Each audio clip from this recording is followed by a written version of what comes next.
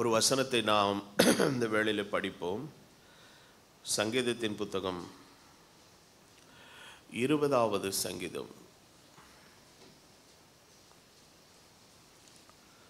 20வது சங்கீதத்தை எடுத்துக்கொள்ளுங்கள். அடுத்து பிலிப்பியர் 2வது அதிகாரத்தை எடுத்துக்கொள்ளுங்கள். 2 வசனத்தை நாம் செய்திக்காக நாம் வாசிக்க வேண்டும்.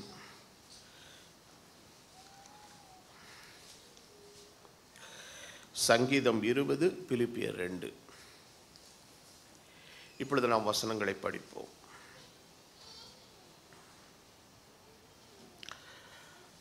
4வது 5வது வசனம். அவர் உனது மன விருப்பத்தின்படி உமக்கு தந்தருளி உமது ஆலோசனைகளை எல்லாம் நிறைவேற்றுவாராக. நாங்கள் உமது ரட்சிப்பினால் மகிழ்ந்து எங்கள் தேவனுடைய நாமத்திலே கொடியேற்றுவோம். உமது வேண்டுதல்களை எல்லாம் கர்த்தர் நிறைவேற்றுவாராக. பிலிப்பியர் 2வது அத்தியாயத்தின் 13வது வசனம்.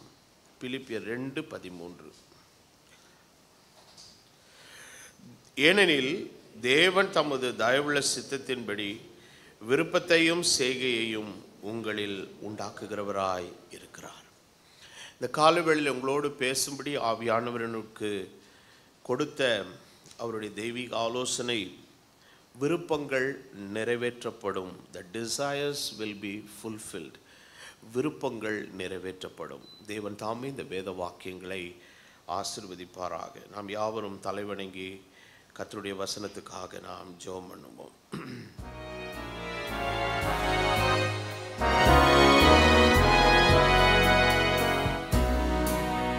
வாசலண்டை நின்று ஆசையாய் தட்டும் இயேசுவுக்கு உள்ளம் திறவாயோ.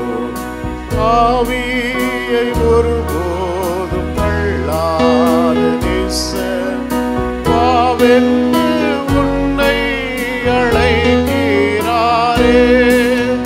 வாவென்று உன்னை அழைக்கிறாரே. வாசலை நின்று ஆசையாய் தட்டும் நேசர் இயேசுவுக்கு உள்ளம் திறவாயோ. ஆவியை ஒருபோதும் தள்ளாத நேசர் வாவென்று உன்னை அழைக்கிறாரே. வாவென்று உன்னை அழைக்கிறாரே. வாரியும் சத்தியம் ஜீவனும் இயேசு, வாசலும் மெய்ப்படும் நாதனும் இயேசு. இயேசு அல்லால் வேறு ரட்சிப்பு இல்லை. ரட்சண்ய நாளின்றே வந்திடுவோம். ரட்சண்ய நாளின்றே வந்திடாயோ. வாசலை நின்று ஆசையாய் தட்டும் இயேசுவுக்கு உள்ளம் திறவாயோ. ஆவியை ஒருபோதும் தள்ளாத நேசர் வாவென்று உன்னை அழைக்கிறாரே. வாவென்று உன்னை அழைக்கிறாரே. வாவென்று உன்னை அழைக்கிறாரே. கிருபையுள்ள பிதாவே, இந்த நியாய தீர்ப்பு இந்த பூமியிலே வரும் முன்பதாக கிறிஸ்துவாகிய பேழையின் கதவு எங்களுக்காக திறந்திருக்கிறதற்காக நன்றி செலுத்துகிறோம். நாங்கள் அந்த பேழைக்குள் புகலிடமாய் ஓடி வருகிற கர்த்தாவே, நீர் எங்களுக்கு உம்முடைய கிருபையை தரும்படி ஜெபம் பண்ணுகிறேன். உம்முடைய இரக்கத்தை நீர் கட்டளையிடும்படி ஜெபிக்கிறேன். கர்த்தர் இந்த வேளையில் உம்முடைய வார்த்தையை அபிஷேகித்து தாரும். அந்த வார்த்தை அந்த பேழையின் அடைக்கலத்தை எங்களுக்கு காண்பிக்கக்கூடியதாயிருக்கிறது. அதை அடையாளம் கண்டுகொள்ள நீர் கிருபை அருளச் ஜெபிக்கிறேன். எல்லா கனமும் துதியும் மகிமையும் ஒருவருக்கே ஏறெடுக்கிறேன். இயேசுவின் நாமத்தில் ஆமென். உட்காருவோம்.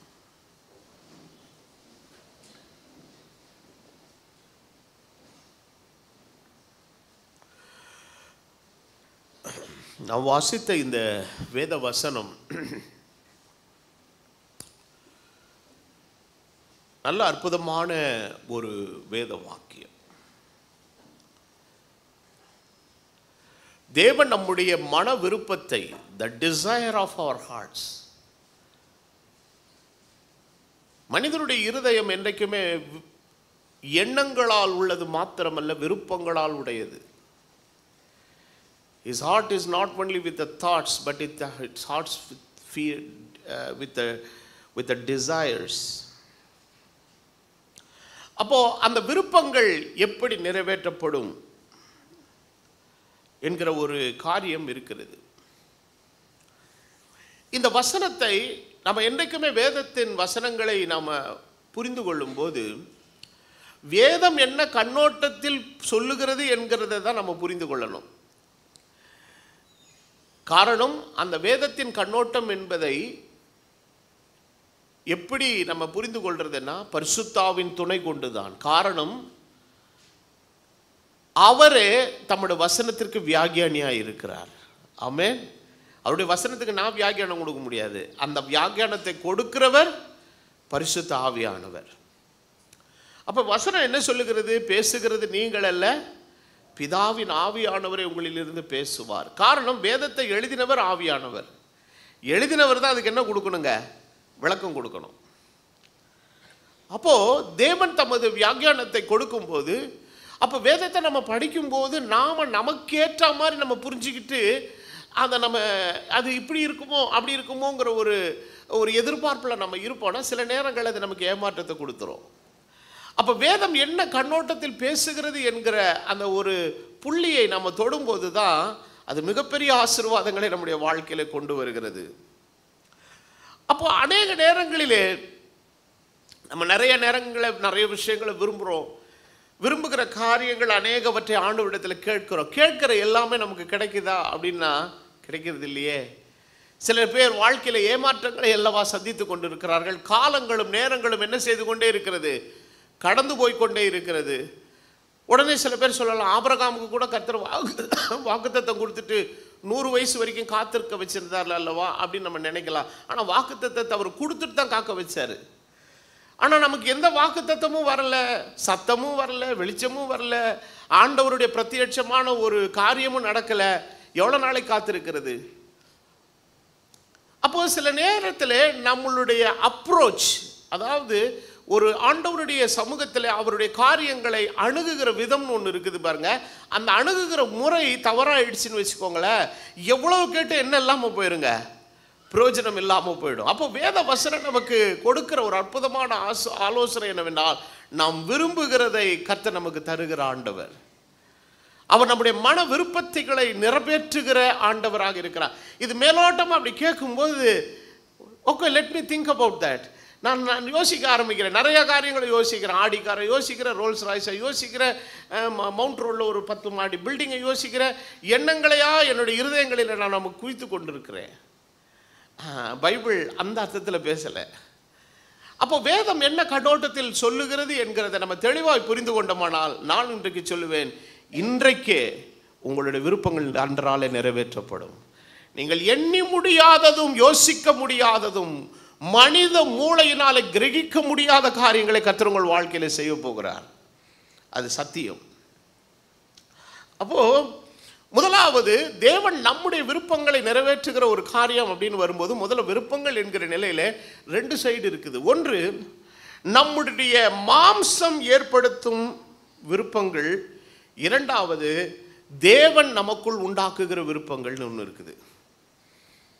அப்போ மாம்சம் எதையெல்லாம் விரும்புகிறது? எல்லாத்தையும் விரும்புது. பார்க்கறது எல்லாவற்றையும் என்ன செய்துங்க? கேட்குது.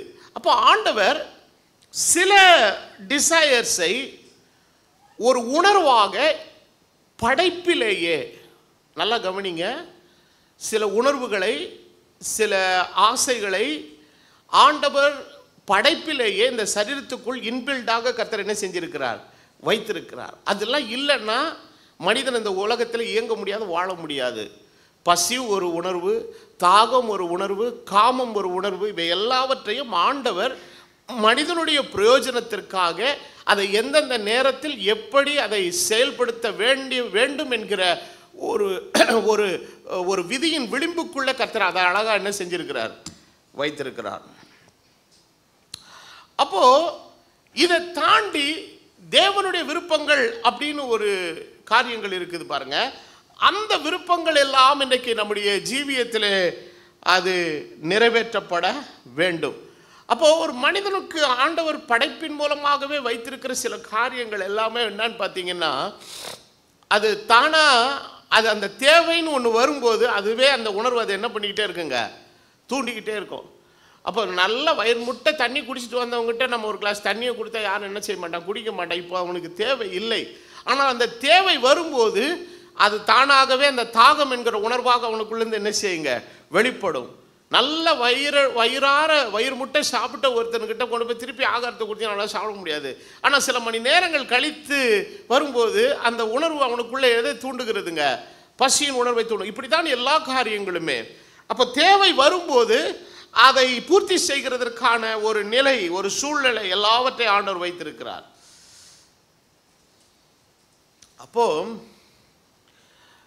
தேவன் இன்றைக்கு இதையெல்லாம் தாண்டி நம்முடைய தனிப்பட்ட வாழ்க்கையில், குடும்ப நிலையில் நமக்கு அநேக விருப்பங்கள், காரியங்கள் எல்லாம் இருக்குது பாருங்க.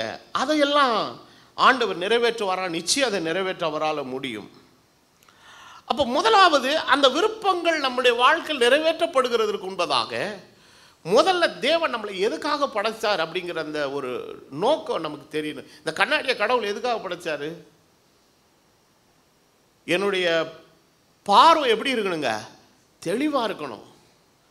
வாசிக்கிறதற்கு எந்த சிரமமும் இல்லாதபடி அதை படிக்க, அதை தெளிவாய் படிக்க, அதை காண, ஒரு விஷயத்தை தெளிவாய் காண்பதற்கு தான் இந்த இந்த இந்த இந்த இந்த கண்ணாடியானது கொடுக்கப்பட்டிருக்கிறது. பட் இது நோக்கம் மாறி அது செயல்படுத்தப்பட்டுச்சுன்னு வைங்களேன், அது சரியா வராது பாருங்க. ஒருவேளை சில நேரத்தில் அது அந்த நோக்கத்தை நிறைவேற்ற மாதிரி இருக்கும். ஆனால் தொடர்ந்து அதுக்காகவே பயன்படுத்திட்டு இருந்தோன்னு வச்சுக்கோங்களேன், பிரச்சனை ஆயிரும். இப்போ இங்கே நம்ம நிறைய ப்ளக் பாயிண்ட் இருக்குது. ப்ளக் பாயிண்டில் குழவி கூடு கட்டி அடைச்சி வச்சுருக்குன்னு வச்சுக்கோங்க. எங்கேயோ ஒரு ப்ளக்கில் போட போகிறீங்க, போடும்போது அடப்பாக இருக்குது, என்ன பண்ணுறது, விரல விட்டோன்னா ஷாக் அடிக்கும். குச்சி தெரியும், குச்சி இல்லை, உடனே பார்க்குறேன் கண்ணாடி தான் இருக்குது, எடுத்து நோண்டி பார்ப்போம், நோண்டுறோம், ஓப்பன் ஆயிடுது. சரிங்க ஓப்பன் ஆகிடுச்சு, இல்லை இந்த கண்ணாடியே வச்சு இருக்கிற எல்லா ஓட்டையும் நான் எடுக்க போகிறேன்னு எடுத்தோன்னா வேலை முடிஞ்சிடும். ஆனால் கடைசியில் எது இருக்காது, கண்ணாடி இருக்காது. அப்போ ஒன்று உருவாக்கப்பட்ட நோக்கத்துக்கு விரோதமாக அது செயல்படுத்தப்பட ஆரம்பிக்கும் போது அது பாழாக போகுது. அப்போ தேவன் என்னை எதற்காக படைத்தார், என்னை எதற்காக உருவாக்கினார், எதுக்கு தம்மது சாயல உருவத்தை வடிவத்தை என்கிட்ட கொடுக்கணும்? ஏன் அதை ஒரு மிருகத்துக்கிட்ட கொடுத்துருக்கலாம்ல? மனுஷன் கடவுளுக்கு வடிவம் கொடுக்குறான். ஆனால் மனிதனுக்கு கடவுளுக்கு வடிவம் கொடுக்குற வேலையை கர்த்தர் மனுஷன்கிட்டயே கொடுக்கல, மனுஷனுக்கு வடிவத்தை கொடுத்தவர் தான் தெய்வம். காரணம், வடிவத்தை ஏன் கொடுத்தார்? ஆனால் கொடுத்தவருக்கு ஒரு வடிவம் உண்டு, கொடுத்தவருக்கு ஒரு ரூபம் உண்டு, கொடுத்தவருக்கு ஒரு சாயல் உண்டு. நான் ஆராதிக்கிற என் தேவன் காணக்கூடிய தேவன். காணக்கூடாதவராய் இருந்தவர் காணக்கூடியவரானார். ஏன் ஆனார் என்று சொன்னால், நம்மையும் கர்த்தர் காணக்கூடியவர்களாய் கர்த்தர் உண்டாக்கி இருக்கிறார். அப்போ சாயலும் ரூபமும் வடிவம் இல்லாத ஒரு தெய்வம் எனக்கு என்ன கொடுக்க முடியாதுங்க. அவர் சொல்லும்போது சொல்றார், நமது சாயலாக நமது ரூபத்தின்படியே. அப்போ நமது சாயல் நமது ரூபத்தின்படியே அப்படின்னா கொடுக்கறதுக்கு முன்னால் அவருக்கு முதல்ல என்ன இருக்கணும்? ஆமாம், என்ன மாதிரியே புள்ள பிறக்கணும் அப்படின்னு சொன்னேன்னா நான் முதல்ல நான் இருக்கணும் இல்லையா? நான் இல்லாமல் ஒரு ஆவி மாதிரி எங்கேயோ இருந்துக்கிட்டு என்ன மாதிரியே பிள்ளை வேணும்னா ஆவி தான் பிறக்கும். அப்போது ஒரு தேவன் தமது சாயலை உண்டாக்குற. அப்போ அதனால தான் வேதவசனம் என்ன சொல்லுகிறது? சர்வ சிருஷ்டிக்கும் முந்தின பேருன்னு இருக்குது. யாரை பற்றி? இயேசுக்கு. சர்வ சிருஷ்டின்னா என்ன? படைப்புகளுக்கெல்லாம் முதல். அப்போ முதல் படைப்பு என்னன்னா, ஆவியாய் இருக்கிற தெய்வம், நித்திய ஆவியானவராகவே இருக்கிற தெய்வம் மனிதனை படைக்கிறதுக்கு முன்பதாக அவனுக்கு ஒரு சாயலை ரூபத்தை கொடுக்கணும்னா நித்திய ஆவியானவராய் இருக்கிற தெய்வம் முதல்ல தனக்கு எதை உண்டாக்கிக்கணும்? ஒரு ரூபத்தை வடிவத்தை உண்டாக்கிக்கணும். அப்போ தெய்வத்துக்கு நாம உருவம் கொடுக்க வேண்டிய அவசியம் இல்லை, தெய்வம் தமக்கு வடிவத்தை. அதனால தான் ஆண்டவர் சொன்னார், விக்கிரக ஆராதனை என்ன பண்ணாது இருப்பாயாக, சொரூபத்தை எதையும் நீ உருவாக்காத. ஏன்னா தெய்வம் எப்படிப்பட்டவன்னு உனக்கு தெரியாது. தெரியாத ஒருத்தருக்கு எப்படி நீ டிசைன் கொடுப்ப, வடிவம் கொடுப்ப? அப்போ தெய்வம் என்கிற ஒருவரை ஒருவனும் அறியவில்லை. தெய்வம் என்கிற ஒருவரை அறிந்தவர் அவர் ஒருவர் மாத்திரமே. அப்போ அவர் தனக்கென்று ஒரு வடிவத்தை கொடுத்தார். அந்த வடிவம் தான் கர்த்தராகிய இயேசு கிறிஸ்து. அப்போ அந்த வடிவம் ஒரு குறிப்பிட்ட காலம் வரை ஆவிக்குரிய நிலையில் இருந்தது. பின்னான நாட்களில் தான் அது இந்த பூமியிலே மாம்சத்தில் நமக்காக என்ன செய்தது, வெளிப்பட்டது. ஏனென்றால் நமக்காக சிலுவையில் என்ன பண்ணும்படி, ரத்தம் சிந்தி மரிக்கும்படி. சரி, அப்போ இன்றைக்கு அந்த நிலையில் இருக்கிற தெய்வம் தான் இன்னைக்கு நம்மளை படைச்சிருக்கிறாரு. அவருடைய சாயல், அவருடைய ரூபம், கிறிஸ்துவனுடைய சாயலும் ரூபமும் இன்றைக்கு நமக்கு கொடுக்கப்பட்டிருக்கிறது. எதற்காக அப்படின்னு கேட்டீங்கன்னா, எபேசியர் 2வது அதிகாரத்தினுடைய 10வது வசனம் இவ்விதமாய் சொல்லுகிறது, ஏனெனில் நற்கிரியைகளை செய்ய, என்ன கிரியைகளை செய்ய, துர்க்கிரியைகளை செய்யல, என்ன கிரியைகளை செய்ய, நல்ல கிரியைகளை செய்ய நாம் கிறிஸ்து இயேசுவுக்கு உள் சிருஷ்டிக்கப்பட்டு, தேவனுடைய செய்கை. நாம் யாருடைய செய்கை? இந்த இந்த இந்த பிரசங்க பீடம் யாருடைய செய்கை? ஒரு தச்சனுடைய செய்கை. இந்த கட்டிடம் யாருடைய செய்கை? ஒரு கட்டுமான தொழிலாளருடைய செய்கை. ஒவ்வொரு விஷயத்தை உருவாக்குகிறவன் அவனுக்கென்று ஒரு செய்கை இருக்கிறது. தேவன் நம்மையும் அவர் உருவாக்கி இருக்கிறார். நாம் அவருடைய செய்கையாக இருக்கிறோம். அவைகளில் நாம் நடக்கும்படி அவர் முன்னதாக அவைகளை நமக்கு என்ன பண்ணியிருந்தார், ஆயத்தம் பண்ணியிருந்தார். அப்ப தேவன் மனுஷனை முதலாவது உண்டாக்கி என்ன சொல்றாரு, நீங்கள் மிருக ஜீவன்களையும் பூமி அனைத்தையும் பூமியின் மேல் ஊறுகிற எல்லா பிராணிகளையும் ஆளக்கடவீர்கள்ங்கிறார். அப்போ ஆண்டவர் முதலாவது மனுஷனிடத்தில் என்ன கொடுத்தாரு, ஆளுகையை கொடுத்தார். ஆதியாகமம் 1வது அதிகாரம் 28வது வசனம் சொல்லுகிறது, ஆண்டவர் சொல்றார், நீங்கள் இவைகளை எல்லாம் ஆண்டு கொள்ளுங்கள் அப்படிங்கிறாரு. அப்போ இப்படிப்பட்ட ஒரு உயர்ந்த நிலையில் தேவனுடைய நோக்கத்துக்காக, செயலுக்காக, அவருடைய விருப்பத்தை நிறைவேற்றுகிறதற்காக உருவாக்கப்பட்ட மனுஷனுடைய காரியங்களை யார் கெடுத்துட்டு போறா, பிசாசு கெடுத்துட்டு இப்போ என்ன பண்ணுறான்னா, அவங்களுக்குள்ள உட்காந்துக்கிட்டு அவனுடைய நோக்கத்தை நிறைவேற்றுகிறதற்கு யாரை பயன்படுத்துகிறா, நம்மளை பயன்படுத்துகிறா. இப்போ காரணம் என்னன்னா, கஸ்டடி யார் கையில் போயிடுச்சு, பிசாசு கையில் போய் மாட்டிக்கிட்டோம் இல்லையா? இப்போ நாம் குடும்பத்தில் இருந்தால் குடும்பத்துக்கு பிரயோஜனமாக இருக்கலாம். தீவிரவாதி கையில் போய் மாட்டிக்கிட்டீங்களா, என்ன பண்ணுவான் தீவிரவாதி? அவனுக்காக தான் உங்களை பயன்படுத்துவான். அவனுடைய செயலை நீங்கள் நிறைவேற்றுகிறதற்காக. இப்போ எபேசியர் 2 ரொம்ப அழகா பேசுது, இந்த காரியங்களை குறித்து ரொம்ப அழகா பேசுது. அதாவது ஒரு மனிதன் கிறிஸ்துவை அறிந்து கொள்ளுகிறதுக்கு முன்னால அவன் என்ன நிலைமையில் இருக்கிறான், அவன் ஆண்டவரை அறிந்து கொண்ட பின்பு அவனுடைய வாழ்க்கை எப்படி மாறுகிறது என்கிறதுக்கான அந்த வேறுபாட்டை எபேசியர்ல பவுல் ரொம்ப அழகாக டிஃபரன்ஷியேட் பண்ணி எழுதுகிறார், வித்தியாசப்படுத்தி எழுதுகிறார். இதை தான் நம்ம இப்போ வாசிக்க போகிறோம். எபேசியர் 2வது அதிகாரத்தை எடுத்துக்கோங்க. 1வது வசனத்திலிருந்து நம்ம ஒன்றொன்னா படிச்சுட்டு போவோம்.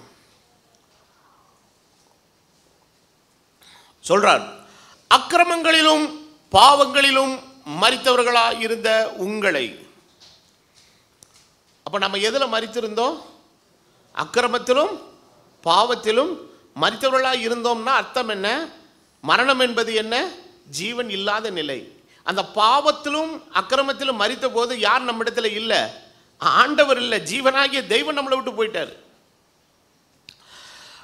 அடுத்து சொல்றார், அவைகளிலே நீங்கள் முற்காலத்திலே எப்படி? கிறிஸ்துவை அறிகிறதற்கு முன்னான காலத்திலே இந்த உலக வழக்கத்துக்கு ஏற்றபடி. எந்த வழக்கத்துக்கு ஏற்றபடி? இந்த உலக வழக்கத்திற்கு ஏற்றபடி கீழ்ப்படியாமையின் பிள்ளைகளிடத்தில் இப்பொழுது கிரியை செய்கிற ஆகாயத்து அதிகார பிரபுவாகிய ஆவிக்கு ஏற்றபடி. அப்போ நம்மளை வேற ஒரு ஆவி ஆக்கிரமிச்சு ஆண்டு கொண்டுட்டு இருந்தது. அப்போ இன்றைக்கு கீழ்ப்படியாமையின் பிள்ளைகள் உலகத்தில் நிறைய பேர் இருக்கிறாங்க பாருங்க. அவங்களாம் யார்? இயேசுவை இன்னும் ஏற்றுக்கொள்ளாதவர்கள். அவங்களை எது ஆட்டி படைக்குது? அவங்க செய்யலை, அவருக்கு செய்யலை. அதை தான் பவுல் சொல்லுகிறார், நன்மை செய்ய வேண்டும் என்கிற விருப்பம் என்கிட்ட இருக்குது, ஆனால் முடியலையே. எனக்கு இது நான் செய்கிறது எனக்கு தப்புன்னு நல்லா தெரியுது, ஆனால் முடியலையே. அப்போ ஏதோ ஒன்று என்னை என்ன பண்ணுது? பிடிச்சி தள்ளுது. அப்போது வேதம் அழகா சொல்லுது, பாவம் செய்கிறவன் பாவத்துக்கு அடிமையாக இருக்கிறான். அதை விட இன்னும் மேற்கொண்டு சொல்லணும்னா, பாவம் செய்கிறவன் பாவத்தை செய்ய தூண்டுகிற பிசாசுக்கு அடிமையாக இருக்கிறான். அப்போ அவனுடைய கண்ட்ரோலில் இருக்கிற வரைக்கும் அது அவன் விருப்பத்தை செய்கிறதுக்கு நம்மளை என்ன பண்ணிக்கிட்டே இருக்குங்க, அது யூஸ் பண்ணிக்கிட்டே இருக்கும். ரொம்ப குடித்து ஒரு மாதிரி கஷ்டப்படுற மக்களெல்லாம் நீங்கள் போய் சந்திச்சு, ஏன்பா நீங்கள் உண்மையிலேயே ஏன்பா குடிக்கிறீங்க? ஒரு ஆரம்பத்தில் அது ரொம்ப என்ஜாய்மெண்ட் மாதிரி இருக்கணும். பட் ஒரு ஸ்டேஜ் எல்லாம் தாண்டதுக்கப்புறம் நீங்கள் போய் உண்மையாகவே அவங்ககிட்ட சீரியஸாக கேட்டு பார்த்தீங்கன்னா, அது ஏதோ சும்மா ஒரு ஜாலி மாதிரி உள்ளே போனங்க, இப்போ மாட்டிக்கிட்டேங்க, வெளியில் வரணும்னு ஆசைப்பட்றேன், ஆனால் என்ன பண்ண முடியல, வெளியே வர முடியலங்க. அது நான் வெளியில் வரணும், அது என்னை பிடிச்சி என்ன பண்ணுது? உள்ளே இழுக்குதுங்க. பார்த்தீங்களா? இப்படி தான் அடிக்ஷன்ஸ் எல்லாமே. மது அருந்துறது, புகைப்பிடிக்கிறது, மற்ற கெட்ட காரியங்களை செய்கிற காரியங்கள் எல்லாமே ஆரம்பத்தில் ஒரு ஜாலி என்டர்டெயின்மெண்ட் மாதிரி தான் இருக்கும். சும்மா வாடா ஒரு ஃபன்னுடா அப்படின்னு தான் கூப்பிட்டு போய் முதல்ல இது பண்ணுவான். தண்ணி குடிக்கிறவனுக்கு குவார்டர் கூட இருக்காது, குவார்டருக்கும் கீழே தான் குடிச்சு பார்ப்பான். ஏன்னா அந்த மடக்கே அவனுக்கு கொண்டுட்டோம். ஏன்னா இதுக்கு முன்னாடி அந்த வாயும் நாக்கு அதுக்கு என்ன படலை, பழக்கப்படலை. அப்புறம் கொஞ்சம் உள்ளே போய் அது உள்ளே ஒரு மாதிரி வேறு மாதிரி கிளு வேலை பண்ண உடனே நல்லா இருக்கே, அப்புறம் இன்னும் கொஞ்சம் கூடுதல், அப்புறம் இன்னும் கொஞ்சம் கூடுதல்னு சொல்லி கொஞ்சம் கொஞ்சமாக மாறி அது வேறு மாதிரி ஒரு நிலையில் அவனை கொண்டு போய் விட்டுருது பாருங்க. பாவம் அவ்வளோ வலிமையானது பாருங்க. அதுக்கு லேசாக கொஞ்சம் இன்ஃப்ளூயன்ஸை கொடுத்தோன்னா, அது ஒரு நுனி விரலை நீங்கள் கொடுத்தீங்கன்னா போதும், அது மொத்த ஆளையும் பிடிச்சி உள்ளே இழுத்துரும். பாவம் அவ்வளவு வலிமையானது. காரணம், எல்லா பாவத்திற்கு பின்னாலே அந்த அந்தகார பிரபுவாகிய அதிகார பிரபுவினுடைய ஆளுகை பின்னால் இருக்குது. ஸோ அவனுடைய கரத்தில் போய் சிக்கிட்டோன்னு வைங்களேன், நம்மளை கெடுத்து நாசப்படுத்துகிற வரைக்கும் அவன் விடமாட்டான். டாக்டர் சொல்வார், இதுக்கு மேலே பண்ணனா செத்து போவேன்னுவார். சரி டாக்டர், குடிக்கவே மாட்டேன், செய்யவே மாட்டேன், தப்பே பண்ண மாட்டேன் டாக்டர். எத்தனை நாளைக்குயா, எத்தனை நாளைக்கு? அப்போ அந்த அதிகார பிரபு அவனுக்குள்ள வந்தது எதுக்காகனா, இந்த கையையும் காலையும் கடவுள் படைச்சி அவருடைய காரியத்தை விருப்பத்தை செய்யறதுக்கு நமக்கு எல்லாம் கொடுத்து வச்சிருக்கா. அவன் தூக்கி கையில் வச்சுக்கிட்டு அவன் இஷ்டத்துக்கு என்ன செய்யறான், விளையாடுறான். கடைசியில் எல்லாம் செத்து ஈரலெல்லாம் அழுகி குடலெல்லாம் அழுகி இனி பொழைக்க மாட்டான், தூக்கிட்டு போங்க அப்படிங்கிற ஸ்டேஜ் வர்ற வரைக்கும் பிசாசு தான் கையில் வச்சிருந்து, அப்புறம் டாக்டர் சொல்கிறாரு, வீட்டுக்கு எடுத்துகிட்டு போயிடுங்க, இதுக்கு மேலே இவனை ஒன்றுமே என்ன பண்ண முடியாதுங்க, ரொம்ப மோசமாயிடுச்சிங்க அப்படிங்கிறாங்க. அதை பார்த்து வேதனைப்படுற ஒரு ஆண்டவர், ஆனால் அதை பார்த்து சிரிக்கிறவன் யார்? நான் நினச்சதை இவனில் நிறைவேற்றி முடிச்சிட்டேன். இப்போது ஒரு மனுஷன் பிசாசினுடைய அந்தகார ஆவிகளுக்கு தன்னை ஒப்பு கொடுக்கும்போது அப்போ இதிலிருந்து விடுதலை வேணும். இதுக்கு யார் தான் வழி? இயேசு ஒருவர் தான் வழி. குமாரன் விடுதலையாக்கினால் மெய்யாகவே விடுதலை. ஹல்லேலூயா. சத்தியத்தை அறிவீர்கள். அப்போ எது சத்தியம்? இயேசுவே சத்தியம். அவரை அறிகிற அறிவு, அந்த வல்லமை, அவருடைய கிருபை நம்மளை எல்லா விதமான அந்தகார அடிமைத்தனத்தின் கட்டுகளில் இருந்து நம்மளை என்ன செய்துங்க, அறுத்து போடுது. அந்த விடுதலை தான் என்ன விடுதலை? மெய்யான விடுதலை. இன்னைக்கு அநேக தனியார் நிறுவனங்கள், அரசாங்க நிறுவனங்கள்லாம் நிறைய என்ன பண்ணுறாங்கன்னா, ரீஹாபிலிட்டேஷன் சென்டர்ஸ் வச்சுருக்கிறாங்க. அதாவது இந்த மாதிரி தீமையான அடிமைத்தன பழக்க வழக்கங்களுக்கு உட்படுத்தப்பட்டவர்களை அதிலிருந்து வெளியே கொண்டு வருகிறதற்கு அவங்க நிறையா இதெல்லாம் வச்சுருக்குறாங்க, ஒரு ப்ரோக்ராம்ஸு அது மாதிரி சில இதெல்லாம் வச்சுருக்குறாங்க. சில மோசமான பழக்க வழக்கங்களுக்கெல்லாம் அடிமைப்பட்டவங்கள ஒரு அயன் கேட்டு எல்லாம் போட்ட கூண்டு மாதிரி இருக்கிற அந்த இது மாதிரி பிரிசன் செல் மாதிரியே இருக்கும், அதுக்குள்ளேயே போட்டு வச்சுருப்பாங்க. முதல்ல என்னென்னா, அவனுடைய சரீரத்தில் இருக்கிற அந்த நச்சுத்தன்மை இருக்குல்ல, அந்த டாக்ஸிக்காக இருக்குல்ல, அதை எல்லாம் கம்ப்ளீட்டாக என்ன செய்யணும், உடம்பை விட்டு வெளியே ஏற்றணும். ஏற்றுறதுக்காக அவனுக்கு என்ன பண்ணுவாங்கன்னா, ஒரு 10 நாள் அவனை உள்ள கூண்டுக்குள்ளே போட்டு சாப்பாடு நல்லா கொடுப்பாங்க.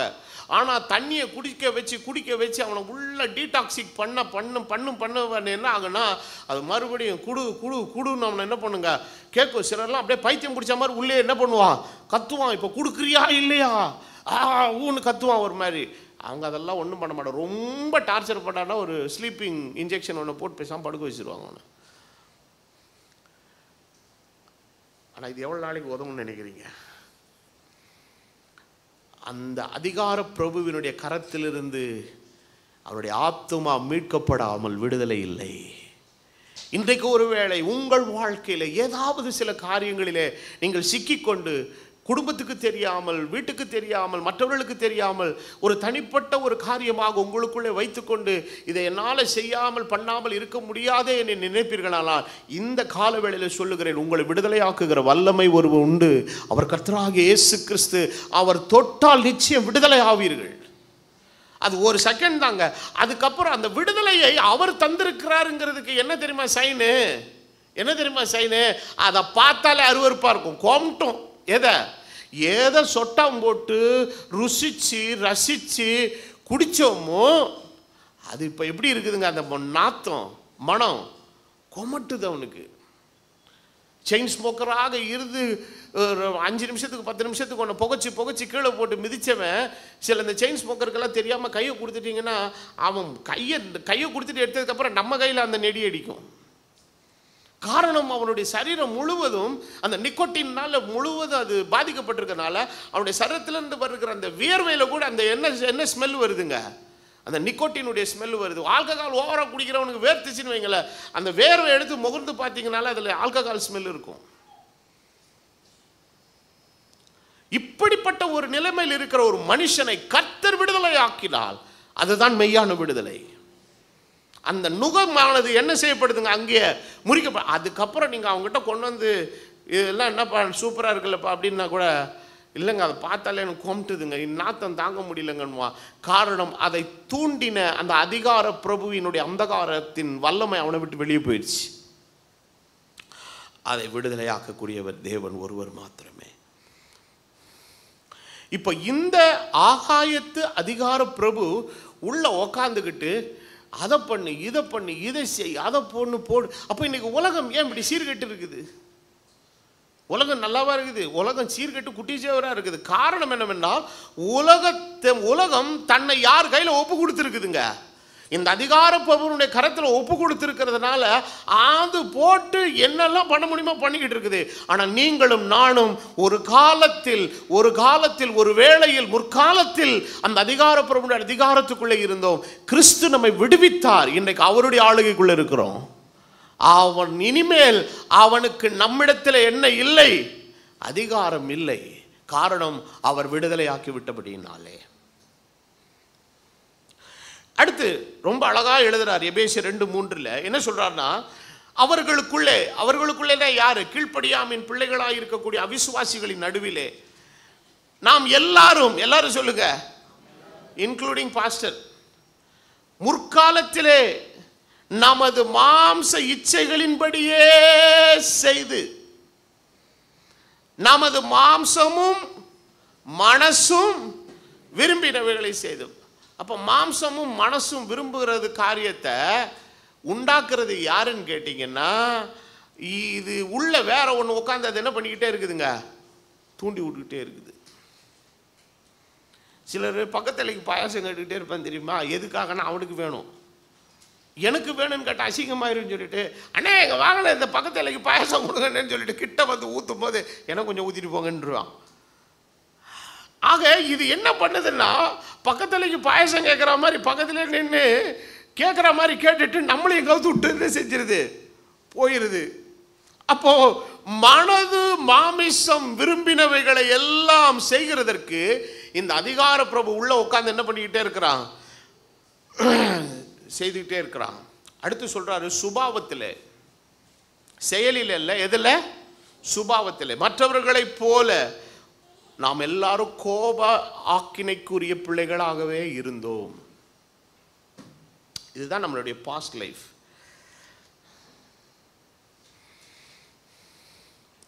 முற்காலத்திலே நம்முடைய மாம்ச இச்சைகளின்படி செய்து, நம்முடைய மாம்சமும் மனசும் விரும்பினவர்களை எல்லாம் செய்து. அப்போ இதை எழுதும்போது 2வது வசனத்தில் எழுதுகிறார், இந்த உலக வழக்கம் எழுதுறார். என்ன வழக்கம்?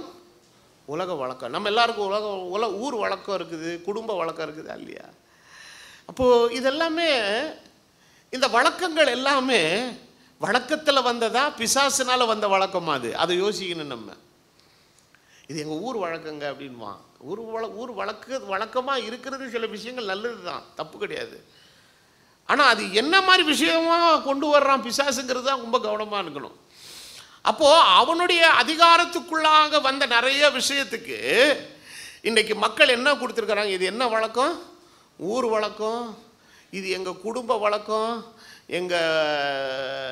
எங்கள் சமுதாய வழக்கம் அப்படின்னு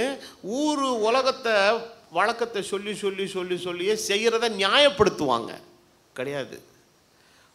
நமக்கு என்னதான் ஊர் இருந்தாலும் பேர் இருந்தாலும் எல்லாம் இருந்தாலும் கிறிஸ்து என்னைக்கு நம்மளை சந்தித்தாரோ அன்றைக்கு இருந்து அவருடைய வழக்கத்துக்கு நம்ம வந்தவர்கள். ஹல்லேலூயா. நாம் எல்லாரும் எதுக்கு வந்தவங்க? அவருடைய வழக்கத்து. இதை ஒரு ஆம்பிளிஃபைட் பைபிள் ரொம்ப அழகாக எழுதுது. In which you once walked, அதாவது ஒரு காலத்தில் நீங்கள் எல்லாரும் எப்படி இருந்தீங்க? இப்படி தான் நடந்துவீங்க. You were following the ways of this world. இந்த உலகத்தினுடைய முறைமைகளை எல்லாம் நீங்கள் நடப்பித்து கொண்டு வந்தீர்கள் சொல்லிட்டு விதின் த பிராக்கெட் என்ன போட்டிருக்குன்னா, இன்ஃப்ளூயன்ஸ்டு பை திஸ் பிரசன்ட் ஏஜ்னு எழுதுறார். இன்ஃப்ளூயன்ஸ்னா என்ன? நம்மளை தூண்டி என்ன பண்ண வைக்கிறது? செய்ய வைக்கிறது. அப்போ உலக வழக்கம், குடும்ப வழக்கம், ஊர் வழக்கம், தேச வழக்கம் அப்படின்னு 1000 வழக்கங்கள் இருந்தாலும் செய்கிற வழக்கத்தை எல்லாமே ஒரு இயல்பான விஷயங்களாக இப்போ நம்ம சோறு சாப்பிட்றது நம்முடைய வழக்கம். இது ஒன்றும் தப்பே கிடையாது. வேற ஒவ்வொரு ஊருக்கு போனால் அவனுக்கு சாப்பிட்றதுக்குன்னு என்ன இருக்குதுங்க, சில ஊர் வழக்கங்கள் இருக்குது. அப்போ அந்த வழக்கம் நமக்கு செட் ஆகாது, நம்ம வழக்கம் அவனுக்கு செட் ஆகாது. அதில் என்ன சொல்கிறான்? எங்கள் ஊர்களெல்லாம் நாங்கள் சாப்பிடும்போது முதல்ல எங்களுக்கு ஒயின் ஊற்றுவாங்கங்க. The wine is the table serving. என்ன சர்விங்கு? Table serving. அதனால் அது நாங்கள் குடிப்போம். அது எங்களுக்கு தப்பு இல்லை. அந்த வழக்கம் சரியில்லை. அந்த வழக்கம் உள்ளே போச்சுன்னா அது வேறு வேலையை பண்ணிடும். அது பாத்திரத்தில் பளபளப்பாய் தோன்றும் போது நீ அதை என்ன செய்யாதே, பாராதே. அது மெதுவாக இறங்கும், அது பாம்பை போல் கடிக்கும், விரியனை போல தீண்டும், உன் உள்ளம் தாறுமாறானவைகளை பேசும்.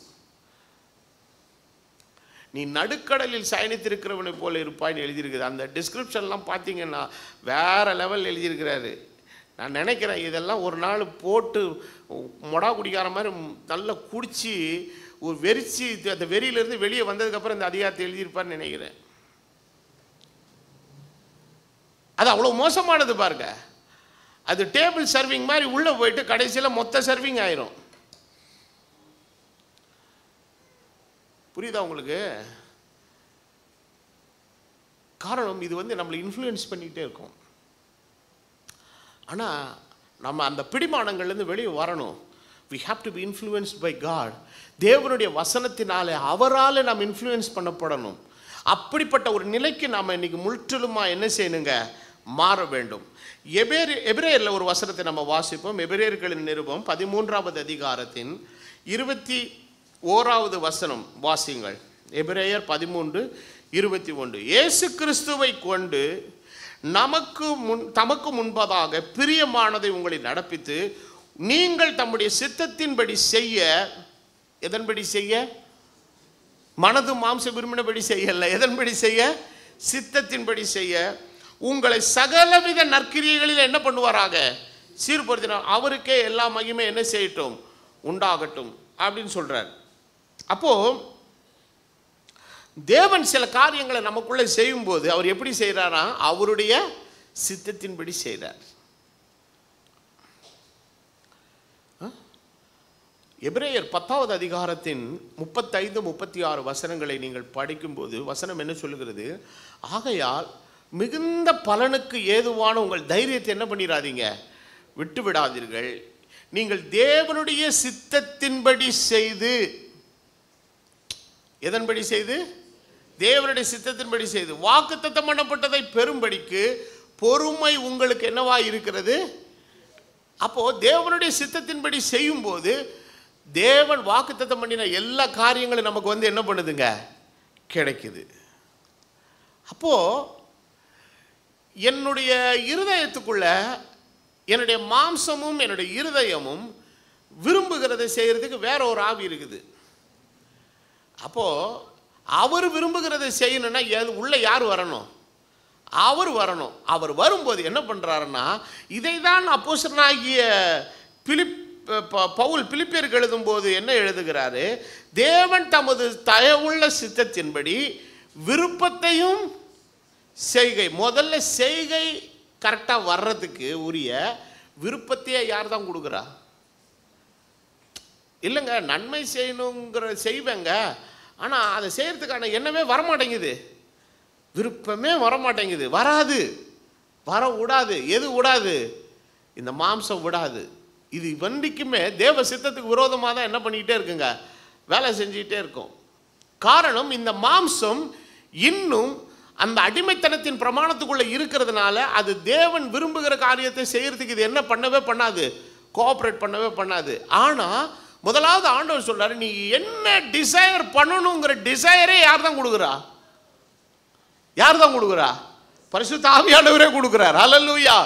அப்போ விருப்பம் சரியா இருந்தால் ஜெபம் சரியா இருக்கும், ஜெபம் சரியா இருந்தால் பதில் கரெக்டா இருக்கும். ஹல்லேலூயா. அப்போ இந்த வசனத்தை நீங்க படிச்சுட்டு என் மனசுல விரும்புறதெல்லாம் கர்த்தர் எனக்கு கொடுத்துருவான்னு நினைச்சு நீங்க கண்டமேனு யோசிச்சிருந்தீங்கன்னா உண்மை கிடைக்காது. ஆண்டவரே, நான் யோசிக்கிற காரியம் உம்மாலே கொடுக்கப்படுகிற விருப்பங்களா இருக்கணும். let my desires be influenced by you. நீர் தீர்மானிக்கிற, நீர் விரும்புகிற காரியங்களை நீர் எனக்குள்ளாயிருந்து என்ன பண்ணணும் ஆண்டவரே? யோசிக்கிறவராயிருக்கு. அப்ப யோசனைக்கான மூல காரணமே யாராவது இருக்கிறா? சொல்லுவாங்களே, என்னடா இப்படிலாம் யோசிக்கிற அப்படின்னு கேட்குறோம்ல. அப்போ ஒவ்வொருத்தருடைய யோசனை ஒவ்வொரு மாதிரி இருக்குது. ஆனால் எல்லாருமே தேவனால யோசிக்க ஆரம்பிச்சாங்கன்னு வச்சுக்கோங்க, எல்லாருடைய யோசனை எப்படி இருக்குங்க? ஒன்று போல இருக்கும்.